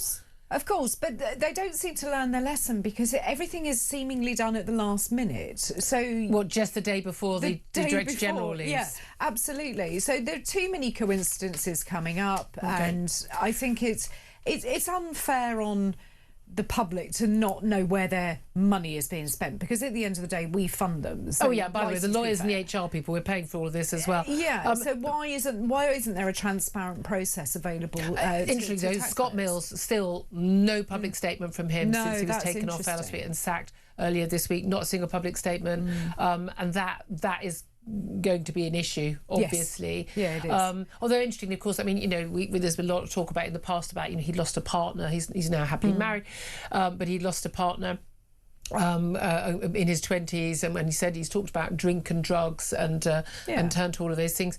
We had Hugh Edwards, didn't we? He was kept on staff on full pay, suspended after the allegations against him, and including the allegations not just about the young man that came up with that docudrama, but also the allegations were proven to be true, that he had these indecent images of babies and young children being raped. On his phone, absolutely disgusting stuff. But the defence that he put yourself into the priority. The mental health defence seems to come up quite a lot. Tiger Woods, by the way, the latest, he's broken his silence after his arrest for driving under the influence and flipping his car over. Yeah, because you can do that at 20 miles per hour, can't you? Following that rollover car crash, and apparently he's now seeking treatment. Now he refused to he passed a drink test, but he's refused to take a test, a urine sample, urine sample and the like. Said he was bleary-eyed, believed to be under the influence of opioids, possibly over the counter. We don't know. Are these for painkillers, whatever? I have to say, everyone's going to have a whole big thing. He's going to come, whatever happens to him, he's going to come back. His sponsors are going to keep sponsoring him. He's going to be allowed to play in tournaments. Absolutely fine. Anyone else would have lost their job. Anyone else would already be in prison by now. A second time turning over a car. He injured himself last time. He could have killed someone on both occasions. He could have killed a child. He was in a built-up area in a residential street. You can see, the curb. I mean, the fact that very, very rich men get away with doing this stuff and then go, oh, I'm seeking treatment. Mate, I think he's almost a billionaire. I think he's that rich. Yeah. You know what? Pay for a driver. Or do you not want your drivers to know what you're up to? Because we know you're a horrible human being, Tiger Woods, and we know that from the revelations about. And if you ever read the full details of the revelations why his wife divorced him, seriously, read up on it. He's a nasty, nasty, awful human being who has almost killed people twice now. How he still has a sponsor, I don't care how well he swings a stick. I do not care. He is a danger to other people. He should be behind bars right now.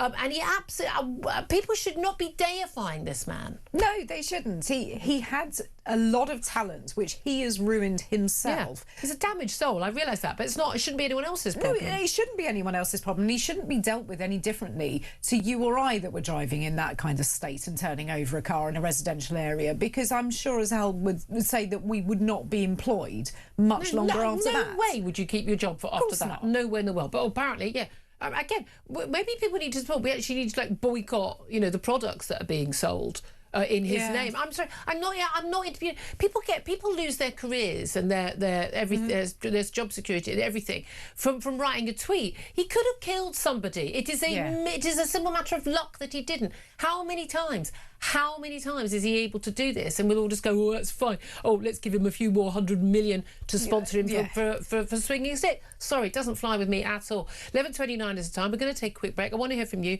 What help, if any, should Keir Starmer give Brits amid rising prices due to the war in Iran? What did you make of that press conference? Utterly pointless, I would say, other than, we want to go back into the EU via the back door. Coming up, we're going to take your calls. We're also going to be talking to Rebecca Ryan from Defund the BBC about the handing of Scott Mills, and we'll talk to Hamish de Bretton Gordon, a former British Army colonel, about what the hell is going on with that war in Iran. This is Talk.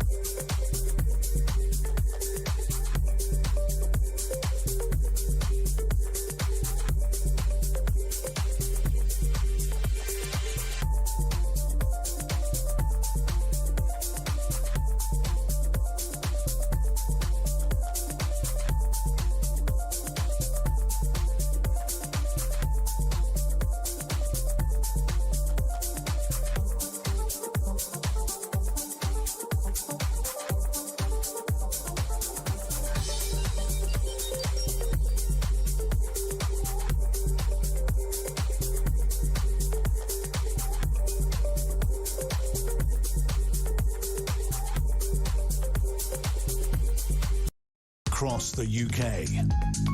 On DAB+, on YouTube, on your mobile, and on your side. This is Talk. Very good morning. Welcome back to the show. 11:33 is the time. Let's get to some of your messages and your calls coming in thick and fast. Claire says, well, I asked... Oh, Claire. What help, if any, should Keir Starmer give Brits amid rising prices due to the war in Iran? We had a press conference at 10:10. Didn't actually offer anything in particular. Not that we noticed, but we may have dozed off at some point. So I can't be sure. Claire says he should offer his resignation in a general election. I mean, fair enough. Ruth says reduce fuel duty to 25 pence and remove VAT on energy bills. After that, he should resign. I feel a theme coming on, Claire. Dorian says that he could help open up the Strait of Hormuz, but we all know he hasn't got the balls to fight Iran. I don't think we haven't got the boats either, mate. Mena says he should stop Ed Miliband and his net zero policies. We'd save millions, trillions, mate. Andrew says none. We should stop asking the government to borrow and tax more to help us through every crisis. Well, this is it. I mean, I would be thinking about not help for people on benefits. I would rather we cut some taxes to make everything cheaper for everyone and help businesses because they provide jobs, and then people on benefits could get those jobs that apparently they simply can't find at the moment. Nick says he should offer no help. People need to learn that electing incompetent politicians hurts. We can't keep subsidising bad choices. Oh, amen to that, Nick. You wait till the Greens are in charge. Yeah. Cam says his resignation letter would be a good start. There's a lot of those. Let's go to Georgina. She's on the phone in London. Good morning to you, Georgina. What do you want to say? Good morning, Julia. Well, I thought Keir Starmer's speech this morning was an April Fool, to be honest with you. I've never known a man who can stand there and give a whole speech and actually say nothing. I mean, I can't believe he's raising welfare yet again. What he should be doing is cutting our welfare bills, Julia, and spending that money on our defences, because at the moment we are totally defenceless in every respect. You know, we need to start fracking and drilling for our own fuel, so as we're not totally dependent on other countries. You know, he's doing nothing for our cost of living crisis, putting up minimum wage, for goodness sake. No one's going to be employing anyone, thus more people on benefits. It's an absolute nightmare. And as for this war that he keeps saying we're not involved in, well, I'm very sorry, Mr. Starmer. The moment that Iran bombed our base in Cyprus, we became very much involved. And unfortunately, we do need America to watch our back. So not allowing them to land on our air bases was a very, very stupid thing to do. You cannot alienate your allies. And this is why our monarch is having to go over to America now as a buffer for Keir Starmer's incompetence. This should not be allowed, Julia. Do you think the King shouldn't be going? No, I think he should be going. I don't think you can call it off now. I wouldn't arrange the visit now, but you can't call it off now. That would be madness diplomatically. It was already arranged, Julie, before all this nonsense started. So to call it off now, I mean, we've got to realise Trump behaves like a petulant child. He took umbrance to what Keir Starmer did, and I can quite understand. Quite right. What's the point of having a joint US-UK airbase if you can't use the airbase? Absolutely. He shouldn't have had to ask permission. He should have been able to use it. Now, Keir Starmer has caused friction between the UK-US alliance. This is a very stupid thing to do when we are totally at the mercy of other countries. We're defenceless for fuel, we're defenceless for food, we're defenceless for everything. Julia, we need now to start thinking positively about getting our defences on point. We need to spend at least 7% GDP on our defences now. Otherwise, we are going to be in serious trouble. I'm with you. I'm with you all the way. But I think you'll find the solution is closer ties with the EU if you check more closely. Because according to the Prime Minister, Georgina, always absolutely on point. Thank you very much indeed. Peter is in Suffolk. Peter, wanted to talk about something completely different, which we're actually going to talk to our next guest about as well, and that is the BBC and how they've handled this Scott Mills affair. What do you make of it all? Well, hello, Julia. Hello. They do it the way they've always done it. Head in the sand until something comes out that they've got to do something about it. And then a panic. And then it becomes a scandal. Yeah. He should. This is where I disagree with you. He should have been sacked. And it's one of the only times I have disagreed with you. because I was a police officer for 30 years. They changed the balance of evidence as to disciplinary processes from beyond reasonable doubt, which is quite a very high level. With CPS, it's over 70% chance of getting a conviction. Can I just go, Peter, just say, you've just moved your phone or your microphone and suddenly you've gone a bit fuzzy. Can we go back to where we were? Sorry about that. That's better. Stay still. Stay there. Right, perfect. So they changed the balance. So this is in terms of the charging by the CPS? Yes. Okay. Charging the CPS, you've got to be over 70% probability that they get a conviction. I thought it was over 50%. Don't touch it. No. It's gone to over 70%. Well, there you are then again. So, yeah, that's why lots of charges aren't brought. But surely that should be a matter for the jury? Should be. But the thing is, I was a case officer at a police station for 3 years where I looked at all the evidence and I then sent it off to the CPS and loads came back. And they said, no, we wouldn't get a conviction. And myself and the other detective sergeant were like, what are they talking about? Of course we would. So that's the CPS. They're looking at an over 70%. Right. So that doesn't. You're saying that doesn't mean that there wasn't a case to answer and reasonable concerns at the BBC. 3 years investigation.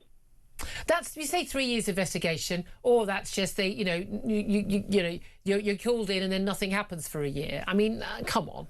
That's not. They've not spent 3 years going through messages and interviewing people, have they? You'd like to think that, but the police are a bit more professional. Not in my experience. I would Sorry. hope so. Back then. Not in my experience. Back then, maybe. I ran a burglary squad and we had an 85% arrest rate. But then that was in the 80s. So anyway, I digress. So I can understand there is obviously something there. Otherwise, Scott Mills would be screaming and shouting from the rafters, unfair dismissal. This is the thing. We haven't had a statement from him yet. Again, OK, all interesting points, Peter. Thank you for that. 11:40 is the time. I'm going to take a quick break. We're going to be talking to Rebecca Ryan, campaign director at Defund the BBC, about how the BBC's handled this. And have you had a letter telling you that, don't forget to pay for your licence fee, because 46 million letters have gone out? This is Talk.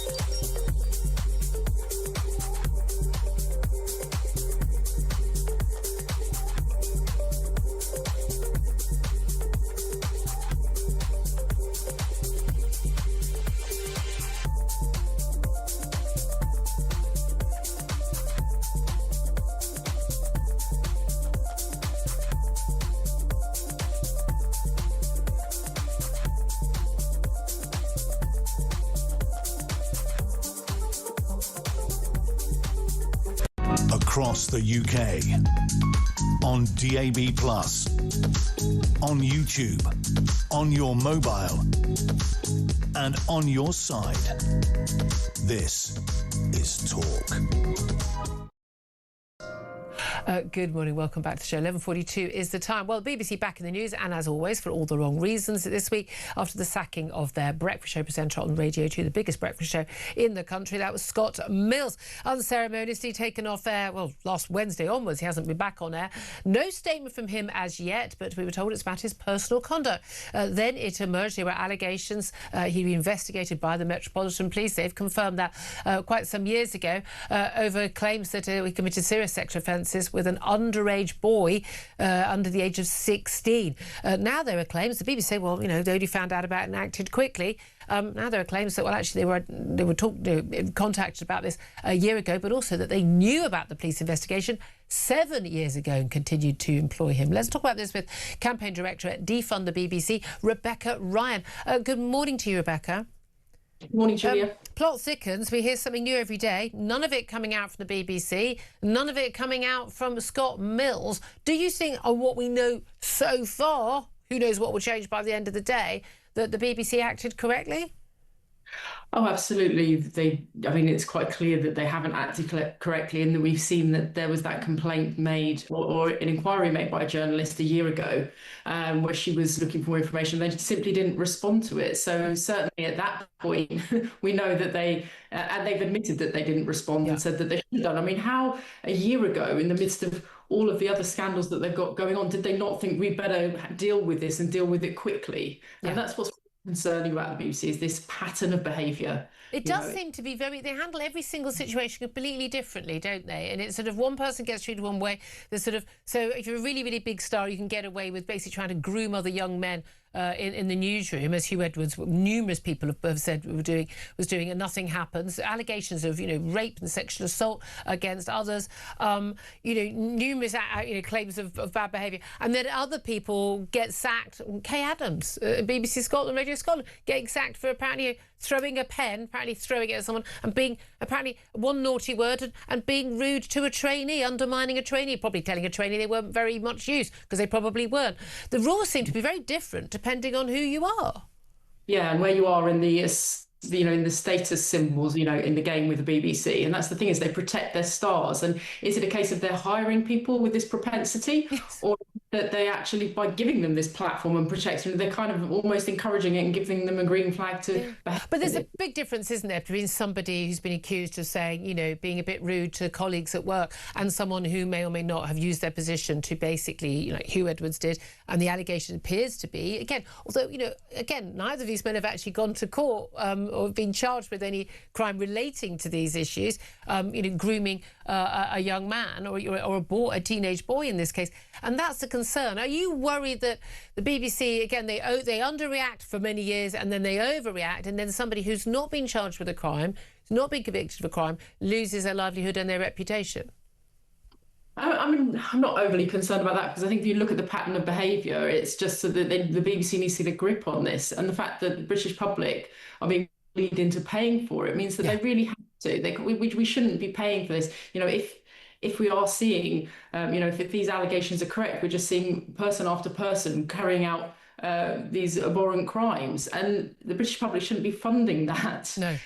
I do wonder whether it's people in the public eye. Is there an element, like with politicians, where they're addicted to sort of the thrill and they're kind of they're risk takers, and therefore, and I'm talking about no one in particular, and therefore they're attracted to that sort of job, or are they just as representative? They could have in another life they could have been working as a photocopier salesperson, and committed the same crimes, but we wouldn't be front page news. Well, absolutely. But I think the thing, as you say, they're probably people who are in those kind of jobs are kind of risk-taking kind of people. But at the same time, the BBC has had this issue for decades, and it needs to get a grip on it. It doesn't really matter how it happens. It's just that the BBC has to deal with it. Yeah.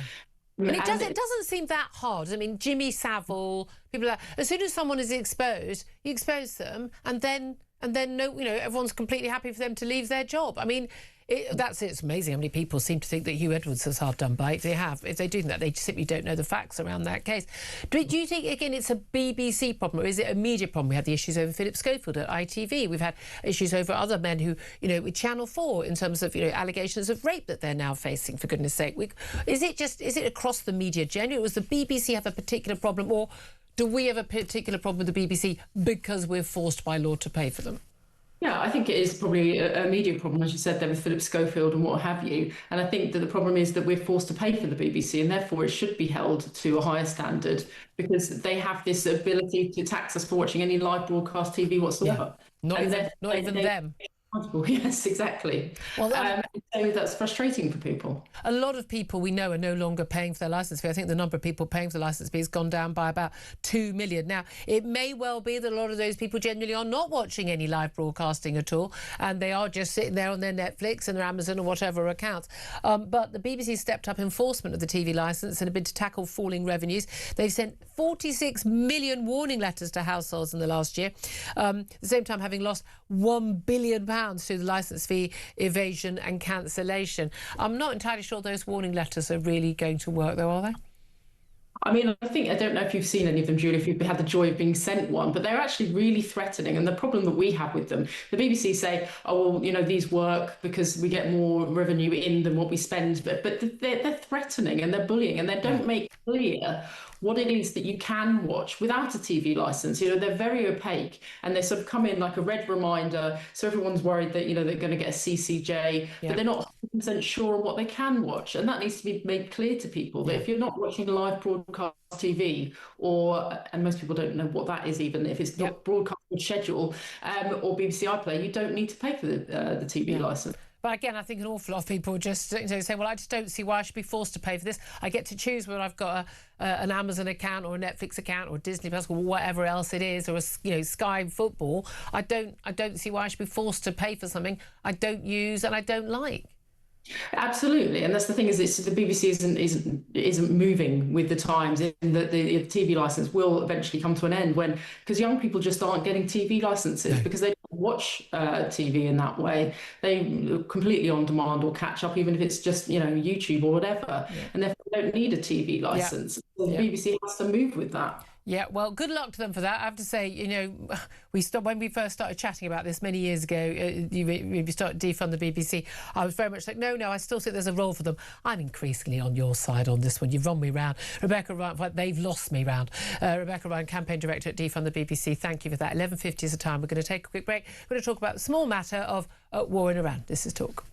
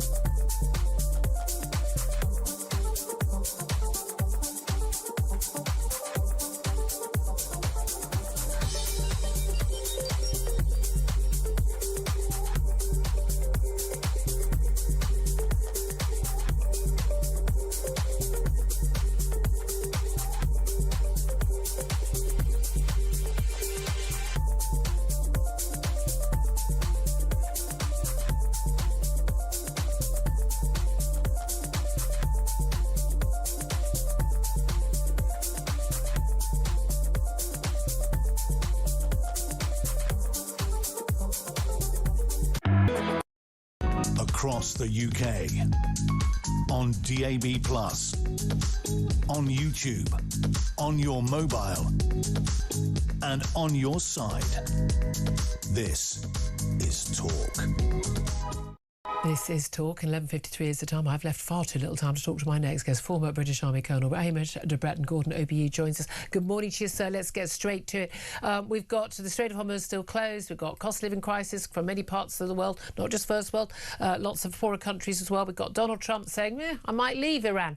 I might leave the conflict even if the strait is still closed or not. We've got the First Sea Lord saying we don't have the ability to actually fight a war, and we've got the Prime Minister saying we're staying out of it. What does that tell us, and where are we? Well, hi, Julia. Yeah, it's pretty extraordinary, isn't it? With President Trump suggesting he's going to pull out of NATO because NATO has not been helping him in Iran. And the Strait of Hormuz still shut, as you said. I understand even in the United States, people are paying over $4 a gallon for their fuel, and it's beginning to, hack them off as well. And it seems that we're sort of not in a position to help in any way. But I think, the real issue is, and perhaps Trump's going to address it in his address to the nation tonight, if he doesn't sort out the Straits of Hormuz, the Chinese are licking their lips and ready to get stuck in there. They're the ones who get the majority of the oil through the Straits. And if they're going to pay less for it in the future and run the place, actually, Trump might well need NATO. He has said that China are the biggest threat to the United States. So it's, I, as a NATO person, realise that Iran is not a NATO fight. But no, I mean, it's like there's no requirement for NATO members to step in the same way, actually, under the Falklands, things like that. It doesn't apply. Entirely. I mean, some NATO countries might want to support, as we did to oust Saddam Hussein from Kuwait in '91 and also in 2003. But it seems in Congress to blame it all. I mean, I accept that Trump might be getting into a blame game now with his turning towards his primaries in November, but really it's NATO is focused on Ukraine and Russia at the moment. And he has said, isn't he, Ukraine is a European problem, you deal with it. Well, then Iran is his problem. The trouble is the closing of the Strait of Hormuz is very much a problem for Europe and not a problem for America, and a problem also for many other countries, although other countries, India, Pakistan, China, they're negotiating to be able to get their tankers out. They're going to get the oil. We don't. Realistically, look, they could take the American Marines, they could take the Karg Island, controlling the Iranian oil coming out. But realistically, holding Karg Island is a very different matter, isn't it, in terms of the risk of bombardment by the Iranians, the risk of huge number of body bags of American soldiers going back to America. That's not going to be acceptable to the American public, certainly not with those midterm elections in November. What do you think is most likely to happen next, given that what Donald Trump says one day or 1 hour could be superseded by the thing he says next?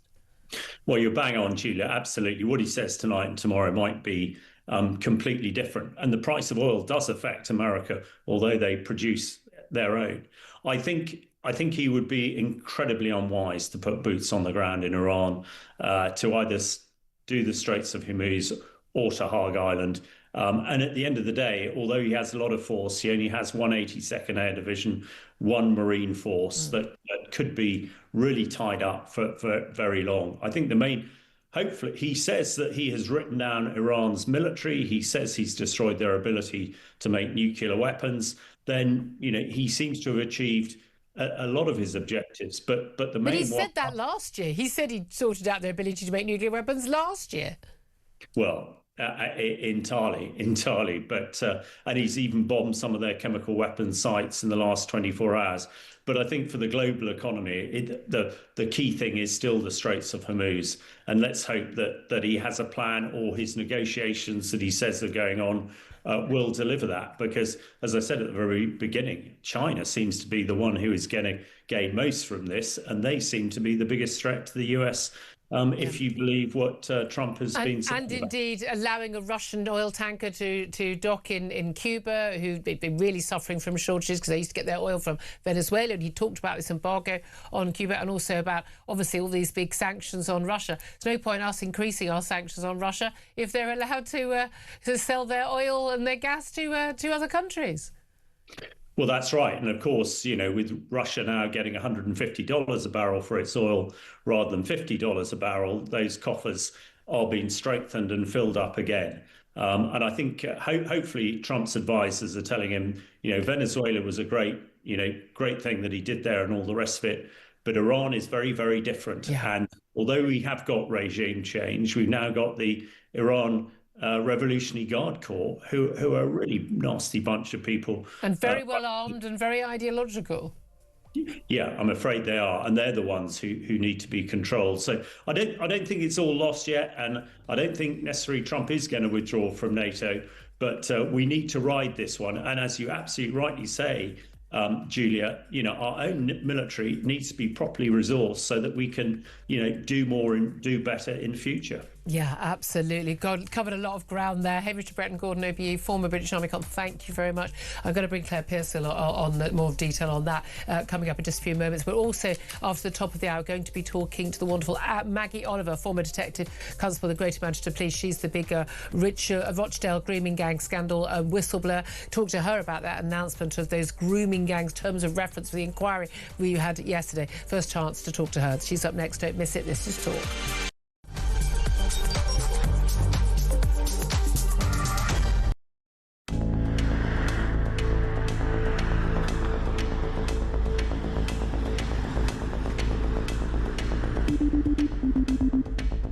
Fancy returning to the front line as Foreign Secretary? I am going to return. I am going to return. To the people from whence I came. Hello, I'm Peter Mandelson, and I'm proud to serve as His Majesty's British Ambassador to the United States of America. I feel a tremendous sense, a profound sense of sympathy for those people, those women who suffered as a result of his behaviour and his illegal criminal activities. And secondly, I regret very, very deeply indeed carrying on that association with him for far longer than I should have done. The ambassador has repeatedly expressed his deep regret for his association with him. He's right to do so. I have confidence in him, and he's playing an important role in the UK-US relationship. Mandy's out 4 decades and 3 scandals, or 3 that we know about. Guess what? Number 10 knew all about it. They knew that he lived in Jeffrey Epstein's flat. Mandelson resigned from the Labour Party late last night over the allegation of the $75,000 set of payments to him from Epstein while he was business secretary, $10,000 to his now husband, a photo of him in his pants. This isn't just bad form. There are strong arguments here for him to be facing investigation over misconduct in public office. I knew of his association with Epstein, but had I known then what I know now, I'd have never appointed him. Breaking news that Lord Mandelson, Peter Mandelson, has now been arrested. So Mandy and Andy have now both had their collars felt. This is the establishment, the British establishment on trial. Came to us around about 5 o'clock when we learned. Across the UK, on DAB+, on YouTube, on your mobile, and on your side. This is Talk.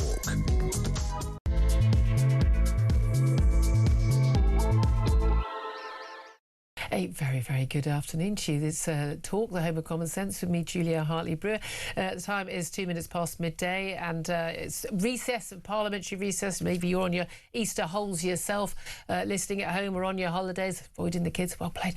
But PMQs is not on this week, or indeed next week. But Claire Pearsall, former Conservative Government Advisor, who's normally here to comment on you love your PMQs, don't you? You're gutted. I mean, we're all quite relieved. I mean, people asking questions the Prime Minister doesn't answer.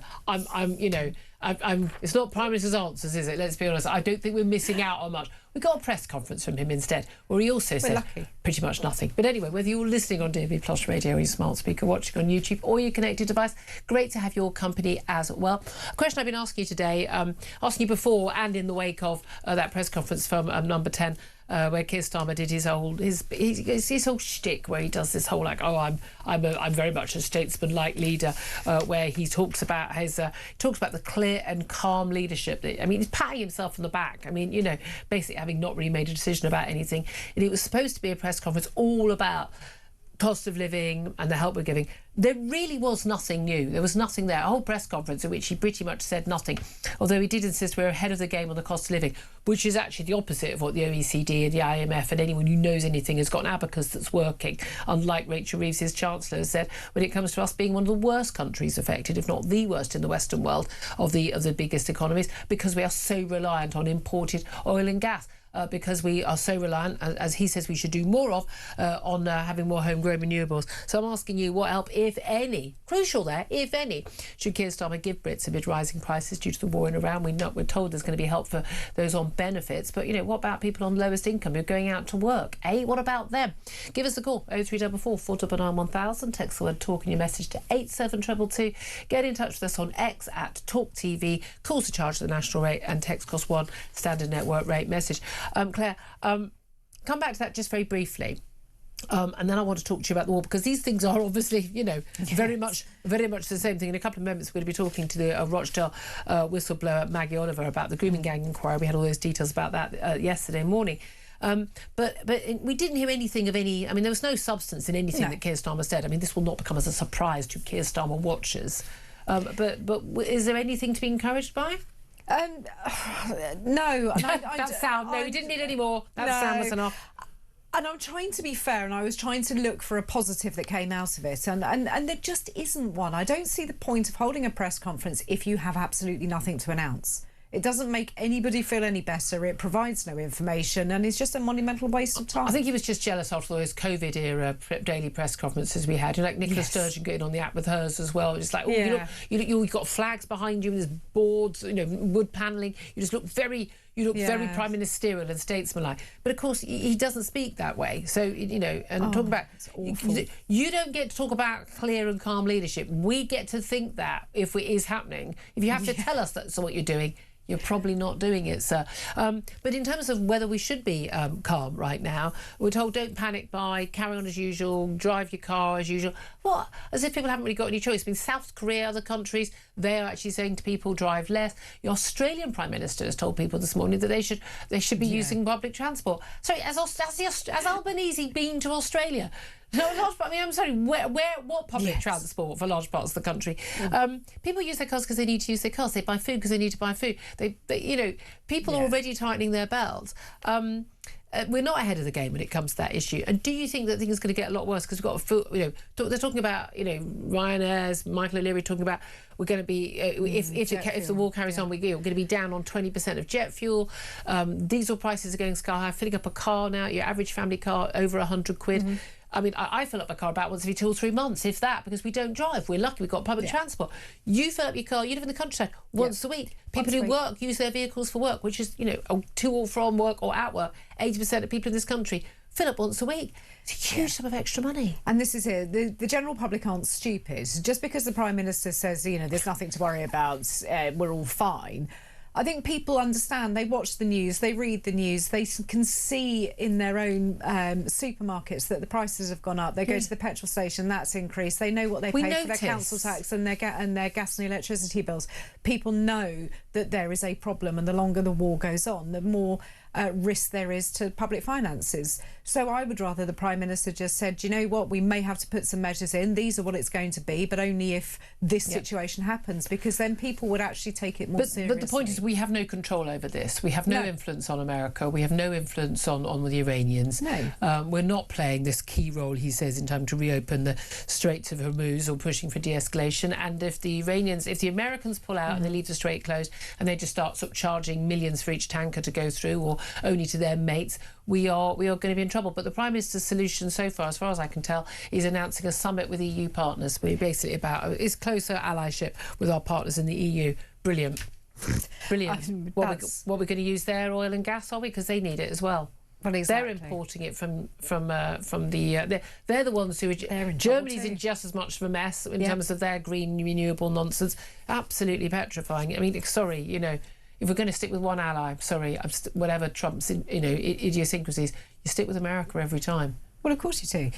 But this is what the Prime Minister has always wanted. This is where he's most happy, is talking to his European counterparts. He wants to be part of that club once again, even though the British public said no. Exactly. Just some breaking news regarding that. Remember that Golders Green ambulance firebomb attack. 3 more people have been arrested in relation to that attack. People have been arrested and bailed previously. Got no more detail on that. If I get any more, I'll bring it to you first here.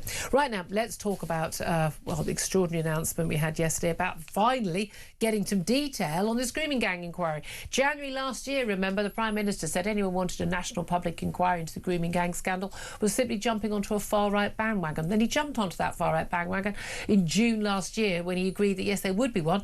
And then it took until December before we actually had the announcement of the person who was actually going to be chairing that inquiry, Baroness Anne Longfield, a former Children's Commissioner. Didn't please everybody, certainly not of all the survivors, but it's a good start, isn't it? And yesterday, finally, we got the terms of reference for that inquiry, how long it would last, what it would do, and what it would actually look into. Well, let's talk about this right now with Maggie Oliver. She's a former detective constable with Greater Manchester Police. She's also the whistleblower on the Rochdale grooming gang scandal and still runs a charity now today helping victims and survivors of that abuse. A very good afternoon to you, Maggie. Hi, Julia. Thank you so much for talking to us. We spoke to one of the many victims, again, who's speaking out about this, Sammy Woodhouse, on the show yesterday. Numerous calls from of family members of those who had been victimised in these gang rapes. It's just... the scale of it is just terrifying. You've been absolutely instrumental all these years. I'm speaking to you, 15 years about this now on various different radio shows.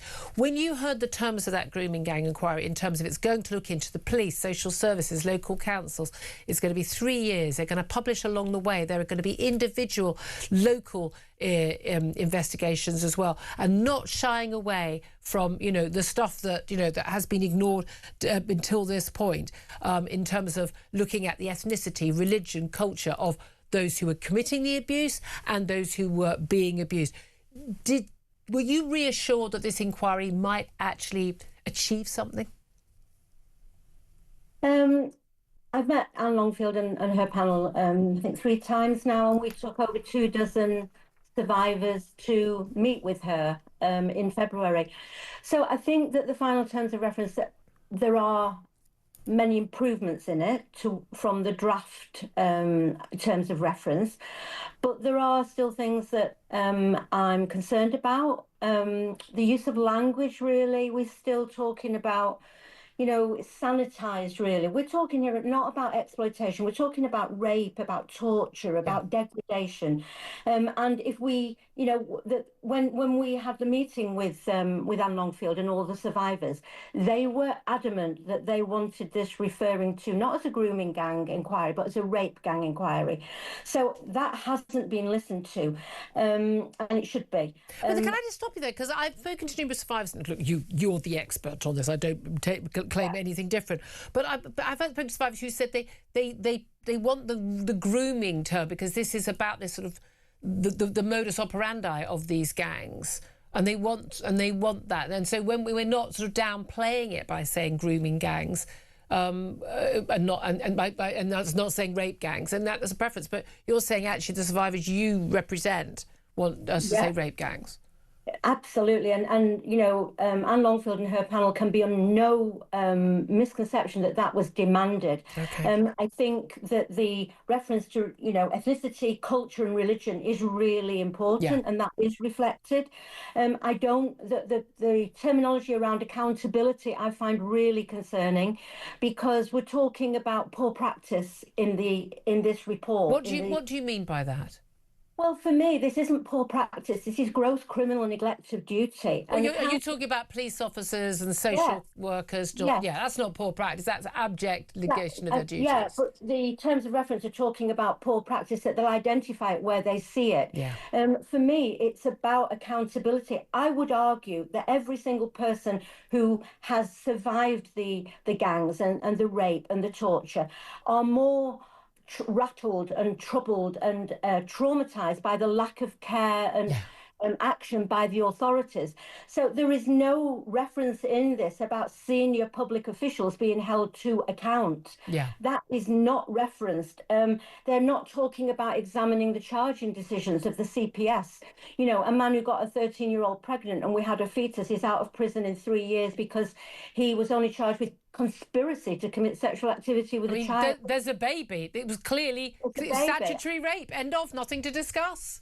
Yeah, so I'm, you know, I do think that the panel want to do a good job. I don't, you know, I'm not dismissing their intentions. Yeah. I don't believe the government want this inquiry. No. I think if you think about when I came in the other week, Julia, you know, we're taking the government to a judicial review for not implementing the recommendations of a 7-year inquiry. And there is nothing in these new terms of reference to say how long it will take before they implement. And we have this, don't we? Lessons will be learned. I was encouraged that we're looking at 3 years and reports being published as we go, not waiting, not open-ended. I was encouraged that it went all the way back 30 years, not just back to 2000, that longer period, because anything historic involves, much more difficult to get to, the files. We know there's been a big concern about all this length of time, allowing councils effectively and police to sort of destroy evidence. Who are we kidding? We know that will have been happening. I don't have a shadow of a doubt about that. But the key thing about this is, look, we already know it was happening. We are getting more and more aware of the scale on which it was happening. Again, although you've still got people like the London mayor said, kind of like, not happening in London. I've no doubt at all it's still happening right now, today as well. The key thing here is to get justice for those victims of the past, to get the girls who are currently being abused safe and stop future people being abused, but to make sure we get prosecution of every single one of these perpetrators, but also it's also prosecution of every single person who failed in their statutory duty to stop this, to prevent this, to help these girls, to stop these men. And I'm thinking we are talking about thousands and thousands of so-called, public officials and professionals who need to be held to account. Have you got any hope that that is going to happen? No, I mean, even yesterday, the Home Secretary is still insisting that this is about historic failures. My work every day in the charity, we are dealing with victims who are being failed today, who are still being treated abominably by the authorities. I think there's a great awareness now, but there are, in the charity, we are absolutely going to support this inquiry, and we will do everything we can to make sure that every survivor is not isolated, is not alone. We're trying to make sure they've got legal representation around them, but there is nothing in this either about legal funding for survivors. And I was involved in ICSA originally, and, they paraded out a whole series of senior police and social workers who had proper representation. Victims were trampled all over. So, the victims were barely even heard from, certainly in terms of the grooming gangs and that inquiry. But I thought what was so interesting was when we had the Prime Minister finally giving in to public pressure last year and agreeing to there being this sort of rapid review by Baroness Louise Casey. I think you met with her, didn't you? And you brought in some of the survivors. And it was that point that she went, wow, I had no idea in terms of scale. And again, you sort of think this is all over the internet, it's all over the news, people talk about this, there are interviews, you think everyone knows about it. People are still unbelievably unaware of quite how awful what happened to these girls, but also about how they were treated. I mean, Katie Lamb, the Tory shadow minister, she's done some wonderful work. I mean, reading out, a court transcript, transcript of just the horrible things that happened to these girls. Because you've still got this thing, and you say you've obviously still got this attitude within the police, social work, which is, oh, she's some 13-year-old tart, what can we do? And they genuinely have this attitude after all these years. How do we stop that? I think it's about, I think the language is really important. And I think, we're never going to prosecute every abuser. We are never going to prosecute every public official who has turned away from these children. What I want to see is some high-profile people that are made an example of, in the same way maybe they made an example of Caroline Flack, for instance. That's what I want to see. But, government officials, Home Office, Home Secretaries, the decisions on the ground in the police forces came from the top. Yeah. And my fear, Julia, is that this is actually, we might have good people on the ground speaking to the victims, but the government at the end of the day are the ones that will choose whether or not to do anything with any implement. And we know we're looking at taking evidence from this month up to 28, and then a final report in 29. Although sharing information with the NCA, the National Crime Agency, so they're actually looking at possible prosecutions along the way. But we know these things take years and years and years.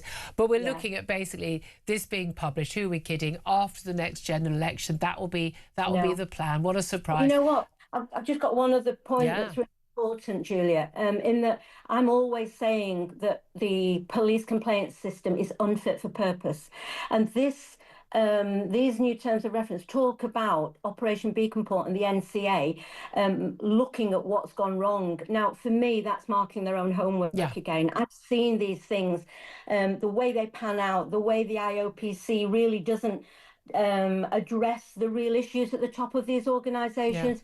You might throw a couple of, foot soldiers to the wind, but I want to see those who are the decision makers at the top held accountable, and that's what survivors and victims. That's the thing, isn't it? We had a former police officer call up to the show yesterday, and one thing he said, if I had a case. A girl's brought in, she's saying she's being sexually abused in this way. I want to prosecute that case, and I would want to go back in and say, did the first officer who went along, did he make that decision not to prosecute? Did the staff sergeant? You go up the line, and at the point at which someone decided not to prosecute, what was your reasoning, right? And then you prosecute them, because we do need to get up to the very top. But you've got. And I think a lot of people feel, let's have some faith. That's what Elon Musk, who publicised a lot of this around January last year, and how we needed to tackle it. And good for him on that. Put a lot of focus on the government. But I do just, they were saying, this sounds good. Getting rid of non-crime hate incidents, and this is encouraging in terms of the Grooming gang inquiry. Non-crime hate incidents are best being rebranded. That's not really happening, and they're not getting rid of all of them. And again, the Grooming gang inquiry, as you say, you've got the establishment that allowed the cover up for so many years, even when it was on the front page of the Times. They still did nothing for years, and it's not just Tory or Labour. It's local councils, it's government, it's senior police, senior social services. It's in no one who's in charge's interest. For everything to come out, and when it's in no one who's in charge's interest, it doesn't come out. No, and I think it is out. I think everybody knows, and I don't really think it's not knowing that is the problem. No, it's not doing anything. It's action. That's what I'm just saying. Action is what's needed, and change. The failures of the past are done in a way. We need action now, accountability for those failures, and change for the future. And recommendations need to be brought into force. They can't sit on a shelf and do nothing. Otherwise, why are we going down this? What's the point? There's 65 million quid for nothing. Just finally, just crucially, something that's been much debated over the last few years is the ethnicity and the religious aspect of this. And again, you'll get the people who say, this is just racism, this is, is jumping on a far-right bandwagon, as the Prime Minister said. The vast majority of sex crimes against children in this country are committed by, white men. Well, because the vast majority of men in this country are white. Of course, they are in a Western European state. Well, for now, but actually, the key thing about this it's about whether or not these men, because of their own cultural background, and views and religion, or whatever, that they targeted white girls. Why did they target white girls? But also, why were they not prosecuted? And what was the reasoning? That is a crucial aspect of this, isn't it? It's a really critical aspect, Julia, and I think I know what that aspect is. I think we all do. But again, it's grasping it. It's culture, religion, ethnicity. The one of the other issues around that, yes, it mentions that in this the terms of reference, but what it doesn't say is that we need absolutely standardised data collection, mandatory data collection throughout the whole country, identifying people that speaks to each other. So if you've got an abuser in Manchester that takes a child to Yorkshire, the intelligence doesn't talk to each other. So there needs to be huge investment in systems that work. So, you've got to look behind the words. And when you know the subject, you know that words are very easy. The devil is in the detail. Yeah. Well, what are they going to do with the recommendations, and where will we go? We will help. I hope for the best. Always expect the worst. Let's give them the benefit of the doubt for now. Yeah. And then we'll see. We'll be getting you on regularly throughout to check that they are on track and holding them to account where we can, just as you've done. Just magnificent work you've always done. Maggie Oliver, former Detective Constable at Greater Manchester Police, whistleblower at the Rochdale Grooming Gang scandal. Claire Pissell, I mean, this was obviously breaking news yesterday, just before the show. Discussed this a lot during the show yesterday, but Maggie wasn't available. I really wanted to get perspective because she knows this inside out. What did you make of it all? I think that's really interesting what Maggie was saying about it's the accountability and the systems not matching up. So you could have an abuser moving a child from one area to another and nobody would know about it. I mean, why in this day and age can that be allowed to happen? It is embarrassing that our public services don't. They're still basically dealing on pen and paper. I don't know why they're not writing things on a chalkboard sometimes. Yeah, they probably put a post-it note and then it falls down and people forget about it. But it's the accountability that needs. Do you have any faith? Look, you know, a lot of this Labour government doesn't want to do this because you've got a lot of Labour councils who were basically in charge at the time. Everyone, chief constables and Labour council leaders and Tory council leaders, everyone's big mates. They all go to the same events. They all know each other. You rub my buck, I rub yours. So no one's interest for this to come out. Kept quiet about it all. But then, you know, we had a Tory government from 2010. This was all exposed. Did nothing about it. No, and I think governments, it doesn't matter what colour, it just needs to be told. And I think that this government has been forced into a position where it cannot say that it won't investigate now, and it has to have. But we're not going to get the proper results until afterwards. Of course, depends who's in charge, whether any action is actually taken. Always your calls welcome on that as well. 0344 499 1000. We'll get to your calls in just a couple of moments. A lot of you wanted to call in about the cost of living, that Keir Starmer speech that said really not very much at all. That's up next. This is Talk.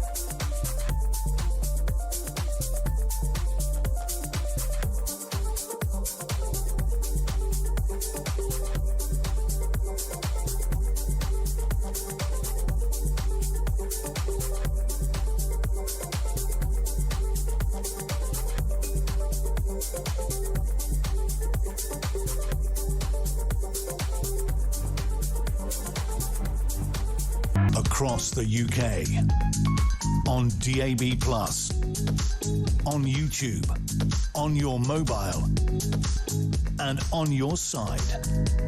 This is Talk. Good afternoon, welcome back to the show. 12:28 is the time. Coming up, we're going to be talking about this extraordinary gangs of youths basically rioting, causing chaos in Clapham in South London over the last 2 nights. And well, I don't know where the local Labour MP is, but she hasn't even bothered commenting on it. But absolute chaos. Shoppers having to be locked in stores because of the mayhem being caused. We'll talk about that with Mike Neville, former Met Police Detective Chief Inspector. First up, let's get to your calls. Tarquin's on the line in London. Tarquin, you want to talk about the Keir Starmer speech this morning. I mean, I'm surprised you found something to talk about it, because I couldn't find much in it. Absolutely. Well, I was listening to it live as you were this morning, and I think what I tried to pick out of that nothing burger of a sort of a semi-speech was the fact that he was pleading. It was like there was an implicit, covert plea to his 3 main constituents. That was my analysis. The first one was when he went, "Well, not involved in this war." That covert code.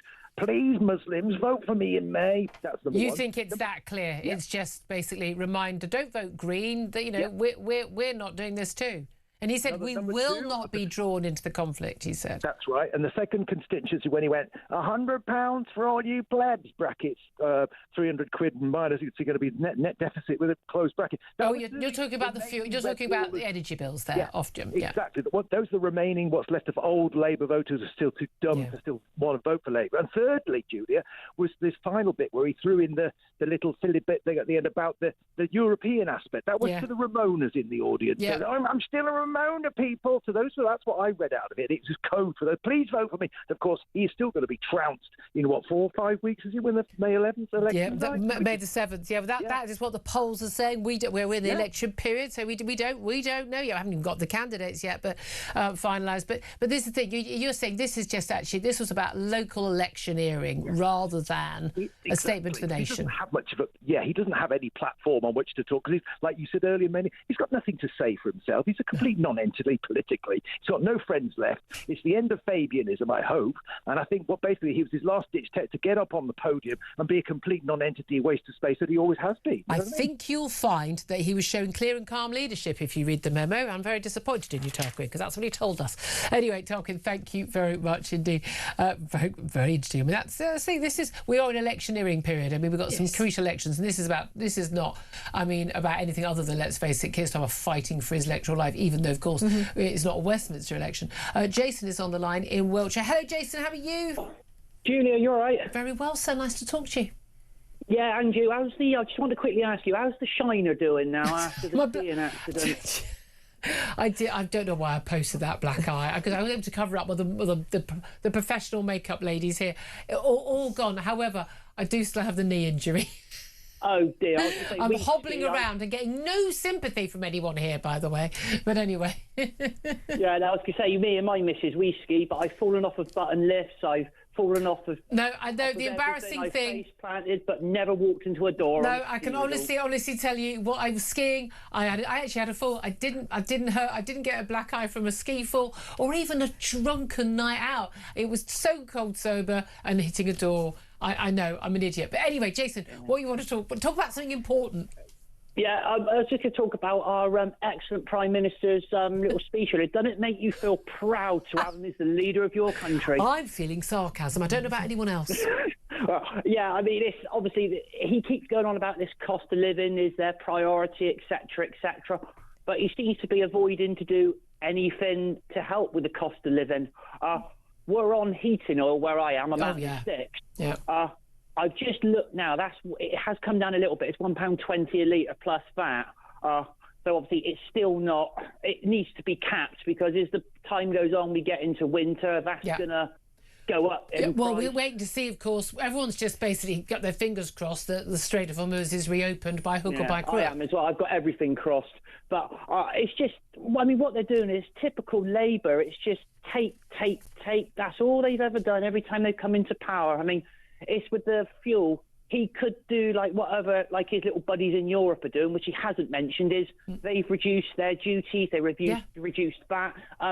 He's not going to do any of that, and I don't think they will. And I think what we're going to get is that stupid idiot Rachel in accounts, who sort of, well, she hasn't got a bloody clue, has she? But she's going to stand there and say, we've managed to freeze fuel duty. I reckon that's what she's going to say. And that's going to be her little yes, we've done something. Do you know what I mean? And they haven't done a single thing. And again, this talk about if they do give help, it'll be people on benefits. But what about people who just above that, who actually go out to work every day?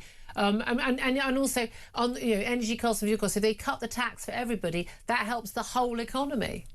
Well, yeah, I mean, the benefit thing, that made me laugh this morning. I was watching another news outlet, others are available. Now, it was only because I was flicking through. Anyway, it was a positive thing that benefits have gone up to 6.3%. Yeah. It was a big green tick. And I said to my missus, I said, all right, I said, look at your pay rise and love. I said, you ain't had one, have you? Yeah, but this is the thing. The coverage, the BBC, Sky TV, everything, these things are always covered on that basis. And they're the ones who cover the things like the free school meals and the free this and the free that, none of which is free, all of which is paid for by our taxes. And I say there should actually be an actual rule. I think it was Tom Harwood who said this, and he said, and I totally agree with him, there should actually be a requirement that no government minister is allowed to use that term, tax, but not even government funded. Government hasn't got any money, taxpayer funded. Jason, thank you for that call, appreciate it. 12:33 is the time. Now, we are giving you the chance to win a life-changing £20,000, completely tax-free. Something's got to be here on Talk. That's £20,000 straight into your bank account. You can spend it, you can save it, you can splash it, you can give it to me if you want. It's entirely up to you. Here's how you could be in with a chance to win. For your chance to win, text TALK to 83338. Texts cost £2.50 plus your standard network rate. Or call 0343 418 7260. Lines close 9th of April 2026, 4pm. That's when you'll need to answer your phone if it rings. 18 plus, UK residents only. This is a network promotion. Full T's and C's at talk.tv/win. So for your chance to win, text TALK to 83338 now. Well, very good luck with that. Let's go to a break. Up next, chaos in Clapham. What on earth is going on? This is the Talk Show.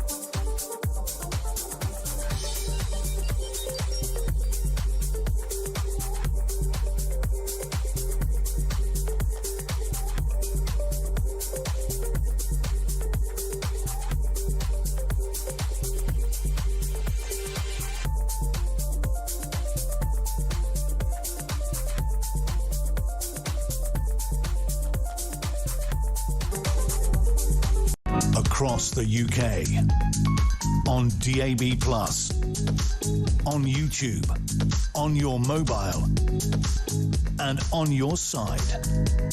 This is Talk. Good afternoon to you. 12:37 is the time. This is Talk. I'm Julia, and Claire Pistol's still with me. Mike Levels joining us now. He's the former Metropolitan Police Detective Chief Inspector. Good afternoon to you, Mike. Yes, hello, Julia. Oh, sorry, what were you going to say?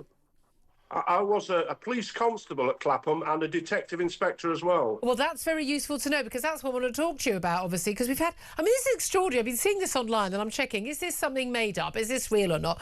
Gangs of youths. When I say gangs, I mean a heck of a lot of young people running riot, running amok, causing chaos in Clapham, forcing branches of Sainsbury's, Boots and Marks and Spencer's to close in Clapham in South London. 2 arrests only made, dozens of offers sent to the scene. Those of you who are watching on our YouTube page, you will see, I mean, huge number of youngsters just running around, people tearing through shops, police having to be called, people having to be locked into shops for their own safety, these youngsters. A lot of them, to be fair, they're laughing, they're having a great time, but they're running around, terrorising local people, terrorising local shopkeepers, ransacking the shops. It's very interesting because the local Labour MP, Bel Ribeiro Addy, hasn't felt moved to say a single thing about any of this. Police being called, local people being quite terrified, shopkeepers being terrified. What on earth is going on? Who is behind this? And how on earth, after 2 days of this, can there only be 2 arrests? Yeah, it's quite incredible, isn't it? Only 2 arrests. I mean, when I was at Clapham in 1989, I don't think this would have gone on with much more robust policing, and the station had its own rugby team, and I think it needs a little bit more of that now. You know, what you have here, though, you know, we've got to be honest about this. A lot of young black kids there, they need, you know, what is going on here? OK, no, I say, now you mentioned the point. For those who've not seen the video, it does seem that the vast majority of children, they are black. Is that relevant? I mean, I don't care whether it's a white kid or a black kid running amok in a supermarket. It is relevant, Julie, because the police have been hamstrung. Young police officers now are trying their best, but they're constantly under the fear of being accused of racism. Not only that, you've got a lot of inexperienced officers. When I was on that 1989 police shift, there were PCs on the relief who had 20 and 25 years service. Yeah. Most of the officers responding to this will have 2 and 3. So you can blame successive Tory and Labour governments. Labour for inflicting all this racism on the, accusations of racism on the police. The Tories for reducing numbers and then getting rid of. So you're saying the police are wary to act because they think, oh God, if we come down heavy-handed, we're going to get an accusation. I'm gonna be suspended for 6 months, and then God knows what. Yeah. But this is the thing. I'm wondering if these kids were all white, or I don't know, a few Union Jacks among them, I've got a funny feeling the police would have had no problem going in. Yeah, that's the problem all the time, Julia. And it says what this says. The lawlessness sends a message to people that the police have lost the grip, and the trust and confidence in policing is already at a low level. But just to give you an example, I used to be on the crime squad at Clapham. We used to be given these sort of double-sized truncheons, and I remember a gang of youths, literally like the ones you can see on here, running into a shop, and we ran after them with these truncheons, and they all ran out the back. And the shopkeeper said to me, "Allah has sent you." But that was a different style of policing. That's it. But these kids, looking at the videos, a lot of them, you're going to hear the videos, they're laughing. These kids are laughing. They think it's an absolute hoot, and they're pushing it. And the coppers are very quietly saying, "Leave the store, leave the store." And that's the end of the matter. I'm like, I don't want them to leave the store. I want you to arrest them all one by one.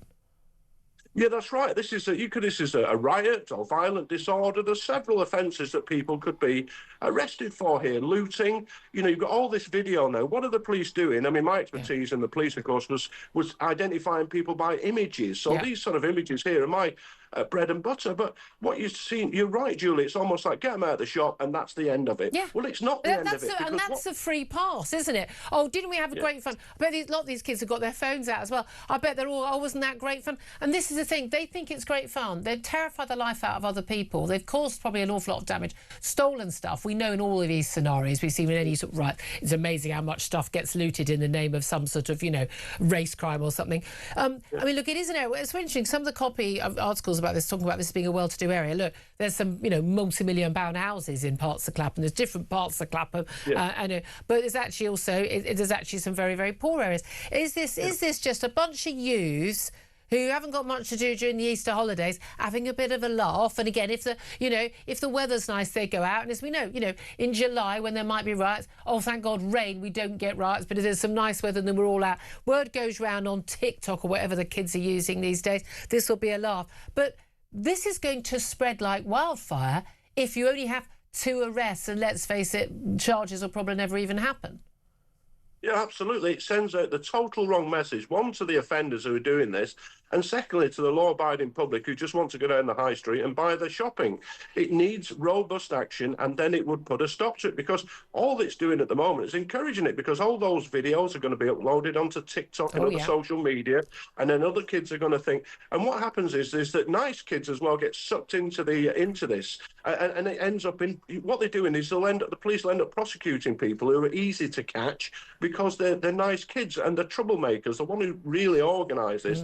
They'll get away with it. But what you need, Julia, we need a police force which isn't afraid of being called racist. People accept who's committed crime. The police can't help who commits crime. They can only respond to it and deal with it. Yeah. But we need to be honest and open about the issues and deal with the problems. At the moment, that is not happening. I'd love to know where the parents were. Okay, that time they're at work. They're frankly at home like normal people, having a drink, watching Netflix. But is Dad around? Do they know what's going on? Have they checked? Have they said, "Oi, were you at the local stores when that was happening? Show me your phone. I want to see where you've been." And they're like, I mean, are they taking responsibility? Because I tell you what, Claire's here. She's got a teenage lad. I've got gone to uni now, daughter. If I found out, or you found out, our kids were involved in that. You'd be hoping the police find you first.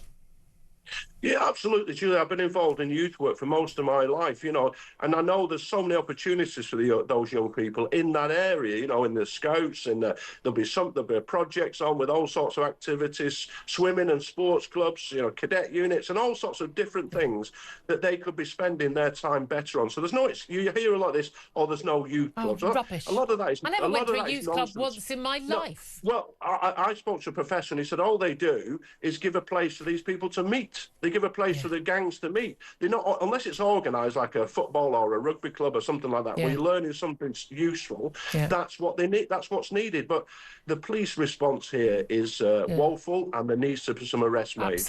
Absolutely. Mike Neville, former Met Police Detective Chief Inspector, used to work down there at Clapham. Nick as well. Claire Pearce. I mean, the footage. Okay, we're not seeing people. They're not. Killing people. They're not. I mean, let's get it in perspective. But young people behaving like that, and it's all on social media, and it's all on the media, and very little happens as a result, and the police just stand there going, come on. That's not good enough. And we're told, aren't we, by the Prime Minister during the Southport riot, you have to come down hard on these things. Well, go on then. Come down hard. Because when they can get away with crimes like that and that behaviour, then what is it going to lead on to? Because there will be some of those that will be emboldened to go on and break into somebody's house, smash a car, nick a car.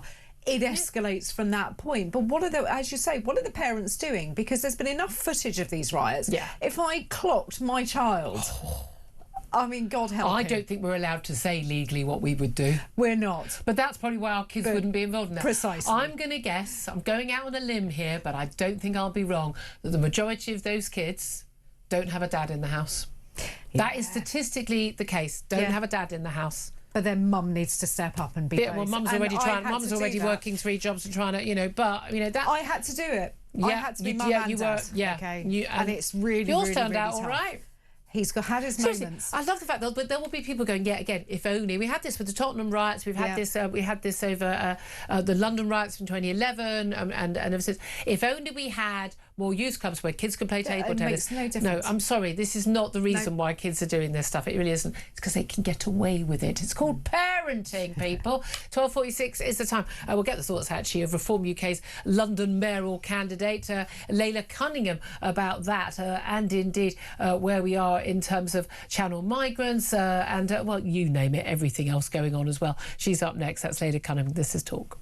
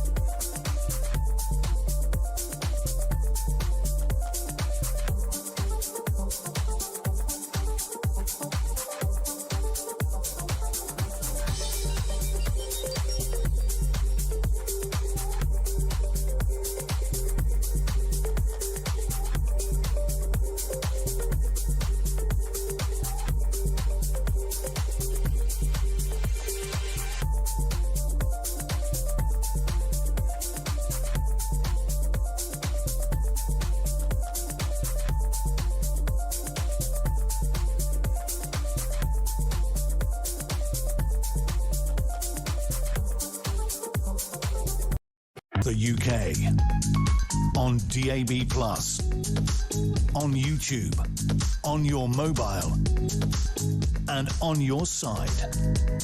This is Talk.